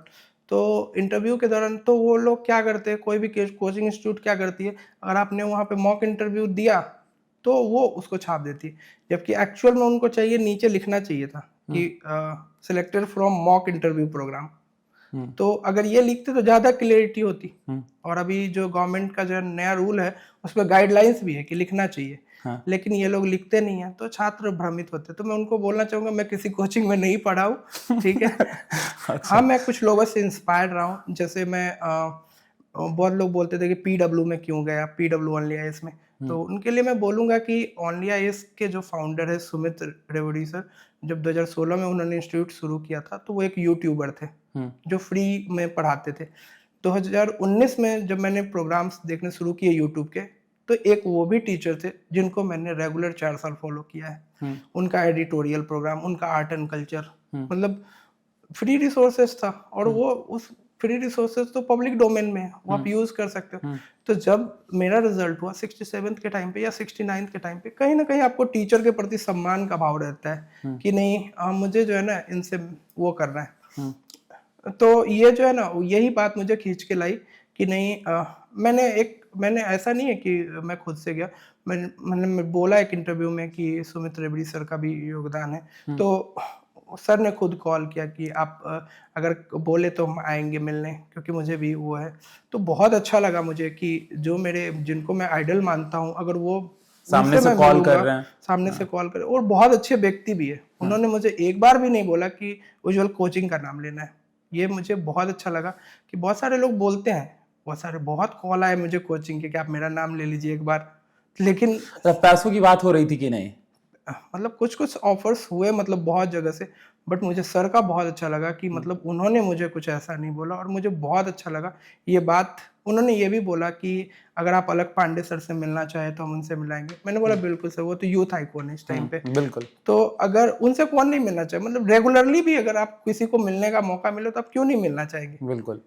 लोगों ने बोला कि आप पीडब्ल्यू के फाउंडर भी हैं।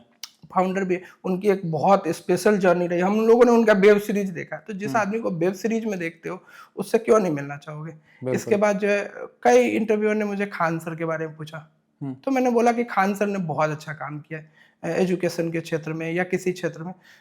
तो कोई भी टीचर जब अच्छा काम करता है तो आप उसके बारे में क्यों नहीं बोलेंगे। जरूरी थोड़ी है कि मैं उनसे पढ़ाई हूँ सही या बात है, बिल्कुल। मैं नहीं पढ़ू। वो एक अच्छे पर्सनालिटी है, उन्होंने चेंज किया है एजुकेशन सिस्टम को। तो कुछ ये ऐसे कोचिंग भी रहे हैं जो आपके बिना परमिशन का आपका पोस्ट कर दिए कि हाँ ये बच्चा हमारे यहाँ से निकला है? हाँ, मैं नाम तो नहीं लेना हाँ, चाहूँगा, नाम नहीं मैं लेकिन हाँ, ऐसे कोचिंग्स हैं जिन्होंने मतलब बिना परमिशन के लिए भी ये किया है, ठीक है। मैंने उनको स्पेशली फ़ोन करके भी बोला ये बात कि आप ऐसे नहीं लगा सकते जो है तो फिर क्योंकि मेरा चीज है तो हमसे तो परमिशन लेना बनता है। बिल्कुल। तो फिर क्या बोले आप? तो मैंने बोला कि अगर आप नहीं हटाओगे तो मैं लीगल एक्शन लूँगा फिर, हाँ। आप हटा दो। तो बोले तुम पैसों के लिए कर रहे हो क्या? मैंने बोला नहीं, मुझे ये नहीं चाहिए, ये सब नहीं चाहिए, जो है आप जो है सिर्फ़ हटा लीजिए नाम। वहाँ से हटा लीजिए, और अगर हो सके तो एक क्लैरिफिकेशन वीडियो दे दीजिए। तो मैंने जो भी बाद में मुझे यूट्यूबर्स, पहले तो मुझे लगा नहीं था कि इतनी कंट्रोवर्सी होगी, लेकिन बाद में मुझे जो भी यूट्यूबर्स मिले या फिर जो भी मिले, उनका जो है मैंने उनको बोला कि ये चीज़ आप स्पेशली मेंशन कीजिए कि मैं कोचिंग में नहीं पढ़ा हूँ। तो मुझे ये बात भी यहाँ पे भी मैं क्लियरली मेंशन कर रहा हूँ कि मैं किसी कोचिंग में नहीं पढ़ा हूँ, और पीडब्ल्यू में जाने का रीज़न भी अब आप समझ गए होंगे। बिल्कुल बिल्कुल बिल्कुल। तो अभी जैसे आप जब ज्वाइन करेंगे, फिर ट्रेनिंग पीरियड के बाद जब आप ज्वाइन करेंगे, तो किन तरीके का बदलाव आप चाहते हैं बिहार में दिखे आपको, चाहे वो शिक्षा में हो या प्रशासन में, कैसे, या प्रशासनिक टाइप का, कैसे देखते हैं? सबसे पहले तो मैं ये चाहता हूँ कि चूंकि मैं पुलिस व्यवस्था में जा रहा हूँ, तो मैं ये चाहता हूँ कि समाज और पुलिस के बीच की जो दूरी है वो कम हो। लोग जो बिलीव करना छोड़ चुके हैं और पुलिस की एक खराब छवि बन गई है, उस वो ठीक हो। कम से कम जहाँ पे मैं रहूँ, मतलब जहाँ पे मैं रहूँ, कम्युनिटी के साथ मेरा इंटरेक्शन पॉजिटिवली हो, और मैं लोगों से डायरेक्ट घुल मिल सकूँ, और वो बिलीव करे पुलिस पे कि हाँ, अगर मुझे कोई कंप्लेंट डालनी है तो मुझे मतलब कोई थर्ड पर्सन को लेने का सहारा नहीं चाहिए। मैं डायरेक्ट आ सकता हूँ, पुलिस स्टेशन में कंप्लेन कर सकता हूँ। तो या फिर जो है आजकल कम्युनिटी पुलिसिंग की बात की जाती है या स्मार्ट पुलिसिंग की बात की जाती है। मैं इस पे वर्क करना चाहता हूँ कि आजकल साइबर क्राइम्स भी बहुत हो रहे हैं। खुद आज कोई ऐसा पर्सन नहीं बचा होगा जिसके पास जो है साइबर फ्रॉड का कॉल नहीं आया होगा। बिल्कुल। तो उस पे काम करना चाहता हूँ कहीं ना कहीं। अच्छा, लोग बनने से पहले बोलते हैं कि हम समाज के लिए काम करना चाहते हैं, बनने के बाद फिर जैसे चलते आ रहा परंपरा उसी में मिल जाते, तो क्या उज्जवल कुमार इस चीज का बदलाव करेंगे या उसी में हो जाएंगे फिर? एक्चुअली क्योंकि मैं अभी भी जॉब में हूँ, तो मैं ये कहना चाहूँगा कि मैं वो कर रहा हूँ। मतलब इवन बहुत छोटे से अभी मेरा वो कार्यकाल उस टाइम पे रहा है। अभी 4 महीना अगर मुझे फील्ड में काम करते हुए हुआ है, लेकिन मतलब मैं ऐसे-ऐसे एरियाज़ में लोगों से जाके मिला हूँ, जहाँ पे उन्होंने बोला कि पहले कोई ऑफ़िसर यहाँ पे कदम नहीं रखा था। जैसे आयुष्मान भारत पे मुझे 7 दिन का जो सहदेई में काम मिला, उसमें लोग बहुत गुस्सा थे कि आयुष्मान कार्ड नहीं बनवाना चाहते थे, ठीक है। मैं वहाँ पे मेरी स्पेशल ड्यूटी लगी थी डीएम सर के द्वारा, तो मैं वहाँ पे गया, लोगों को समझाया, उससे बात करी। जो एससी कम्युनिटी के लोग थे मेनली, तो उनसे बात करी और उनका आयुष्मान कार्ड बनवाया। और बहुत लोगों ने, मतलब जो वहाँ पे वीएलईज़ काम करे, तो उन्होंने मेरा नंबर भी लिया। इवन जब रिजल्ट हुआ तो उन्होंने फ़ोन भी किया था कि सर, हमें तो पहले से ही लगता था कि आप जो है बहुत अच्छे, मतलब प्रशासन में आप अच्छा करेंगे। तो मतलब बहुत समस्याएं बहुत सारी मैंने देखा कि अपने काम को लेकर ऑनेस्ट रहना है। हाँ, मतलब ऑनेस्टी सबसे इम्पोर्टेंट है कि आप, क्योंकि मैं ऐसी सोसाइटी के लिए काम कर रहा था उस टाइम, मतलब अभी भी कर रहा हूँ, कि जो बहुत जो है जिनके पास बेसिक सुविधाएं पहले से अधिक तो हुई है, लेकिन अभी भी सब तक नहीं पहुंची है। तो कहीं ना कहीं जो है उसके लिए लगातार काम करने की ज़रूरत है।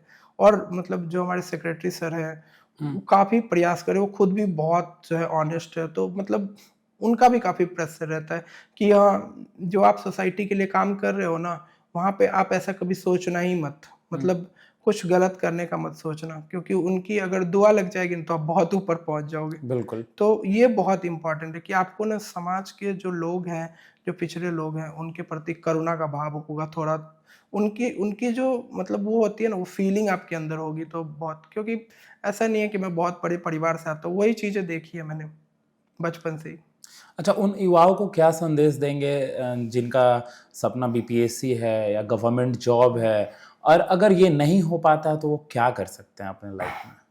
मैं ये कहना चाहूँगा कि अपनी एबिलिटीज़ को पहचानिए, मतलब समाज के प्रेशर में आप बीपीएससी, यूपीएससी जो है करने नहीं आ जाइए, और ना ही एंट्री वीडियो देख के आइए कि जो है बीपीएससी, यूपीएससी की कलेक्टर उतर रहा है, तो इसके पीछे इतने लोग अच्छा, भाग रहे हैं। रील देखते हैं कि नहीं आप? रील देखता हूँ, तभी बोल रहा हूँ हाँ। कि जो आप एंट्री वीडियो देख के या फिर किसी का स्वागत देख के आप जो है ये डिसाइड मत करिए कि आपको इस फील्ड में आना है। आपको जो है ना प्रशासन में आने का मन है कि नहीं, इसको आप एनालाइज कीजिए। अगर आपका नहीं है ना, तो बहुत सारे फील्ड खुले हुए हैं आपके लिए। आप बिजनेस कर सकते हो, आपको एंटरप्रेन्योरशिप स्टार्ट कर सकते हो। आप जो है पहले जो है ना गाँव के लोगों को अवेयरनेस भी नहीं है, अभी भी नहीं है। जैसे उनके सामने 3 ही 4 ऑप्शन रहते हैं कि जेईई मेंस, डॉक्टर। मेडिकल और हाँ। इंजीनियरिंग हो गया, मेडिकल हो गया, यूपीएससी, बीपीएससी, कोई चौथा ऑप्शन ही नहीं दिखता उनको कि ग्रेजुएशन के बाद करे तो करे क्या? और अगर आप कुछ बता दे तो वो लगता है कि पता नहीं मेरा बच्चा क्या ही करना चाहता है, बिल्कुल। और गांव वाला भी वैसे ही बोलना चालू कर देता है लोग। जैसे आप बाहर जाते हो तो उन वो तो इन 3 के अलावा भी सोचते हैं, क्लैट का सोचते हैं कि आप जो है एक अच्छे लॉयर बन सकते बिल्कुल, हैं। आप बिल्कुल। जर्नलिज़्म का सोचते हैं, ठीक है? जर्नलिज़्म के बारे में तो मुझे ऐसा लगता था पता नहीं कैसे एंकर बनते हैं, मतलब बचपन में। अच्छा। ये मतलब मुझे पता ही नहीं था कि जर्नलिज़्म का कोई नेशनल एग्ज़ाम भी होता होगा। तो ये मतलब ओवरऑल चीज़ें जो है ना, मतलब बहुत सारे ऐसे एग्ज़ाम होते हैं, फॉरेंसिक का नेशनल एग्ज़ाम होता है। तो बहुत सारे ऐसे नेशनल एग्ज़ाम्स हैं जिसके बारे में लोगों को पता ही नहीं है। ऐसा नहीं कि छात्र अच्छा नहीं कर सकते। मैं 12th में था तो उस टाइम पे मुझे एनडीए के एग्ज़ाम के बारे में पता नहीं था। तो बहुत सारा लैक ऑफ अवेयरनेस कह सकते हैं।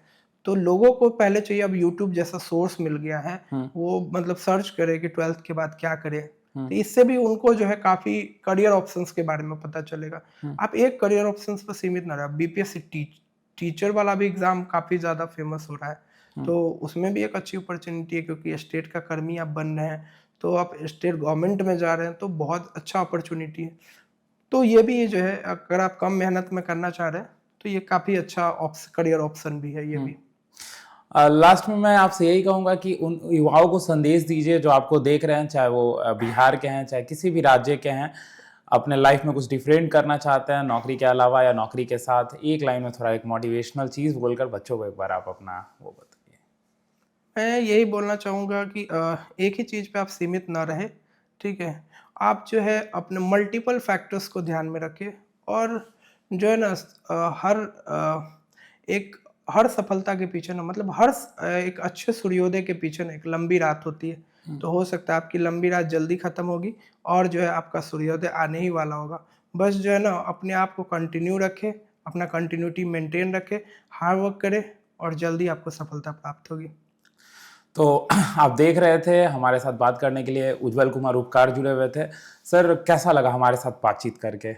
बहुत अच्छा लगा ये शो, बहुत अच्छा लगा, काफ़ी सपोर्टिव लोग हैं, और मतलब आपने काफ़ी लाइव सिटीज़ देखते हैं? हाँ, बिल्कुल लाइव सिटीज़ जो है बहुत देखते हैं, और बिहार का जो है मुझे लगता है कि कम से कम पॉलिटिकल एरिया में तो मतलब इनका जो एनालिसिस होता है काफ़ी बहुत सही रहता है। हम लोग भी जो इलेक्शन रहता है तो फिर हम लोग देखते रहते हैं कि रिज़ल्ट में क्या बता रहे हैं। क्या कहेंगे जो लाइव सिटीज़ को नहीं देखते हैं और देखना चाहें अभी से तो? तो मैं ये कहूँगा कि आप देख सकते हैं, इस पे अच्छे खासे जो पॉजिटिव डिस्कशंस होते हैं, जो आप उसको सुन के ना समाज का पर्सपेक्टिव गेन कर सकते हैं। पॉलिटिकल मुद्दे काफ़ी अच्छे समझाए जाते हैं इस पे। मैं सर आपको बधाई देता हूं, और मैं जल्द चाहता हूं कि आप ड्रेस में दिखें और बिल्कुल हमारे साथ फिर पॉडकास्ट में जुड़े। तो आपका बहुत बहुत धन्यवाद सर हमारे साथ जुड़ने के लिए, और आप देख रहे थे लाइव सिटीज। आपका भी देखने के लिए बहुत बहुत धन्यवाद। और क्या हम लोगों का बातचीत में आपको क्या पता चला, क्या लगा, आप कमेंट सेक्शन में जरूर बताएं और मैं जरूर रिप्लाई करने का कोशिश करूंगा। आपका लाइव सिटीज से जुड़ने के लिए बहुत बहुत धन्यवाद।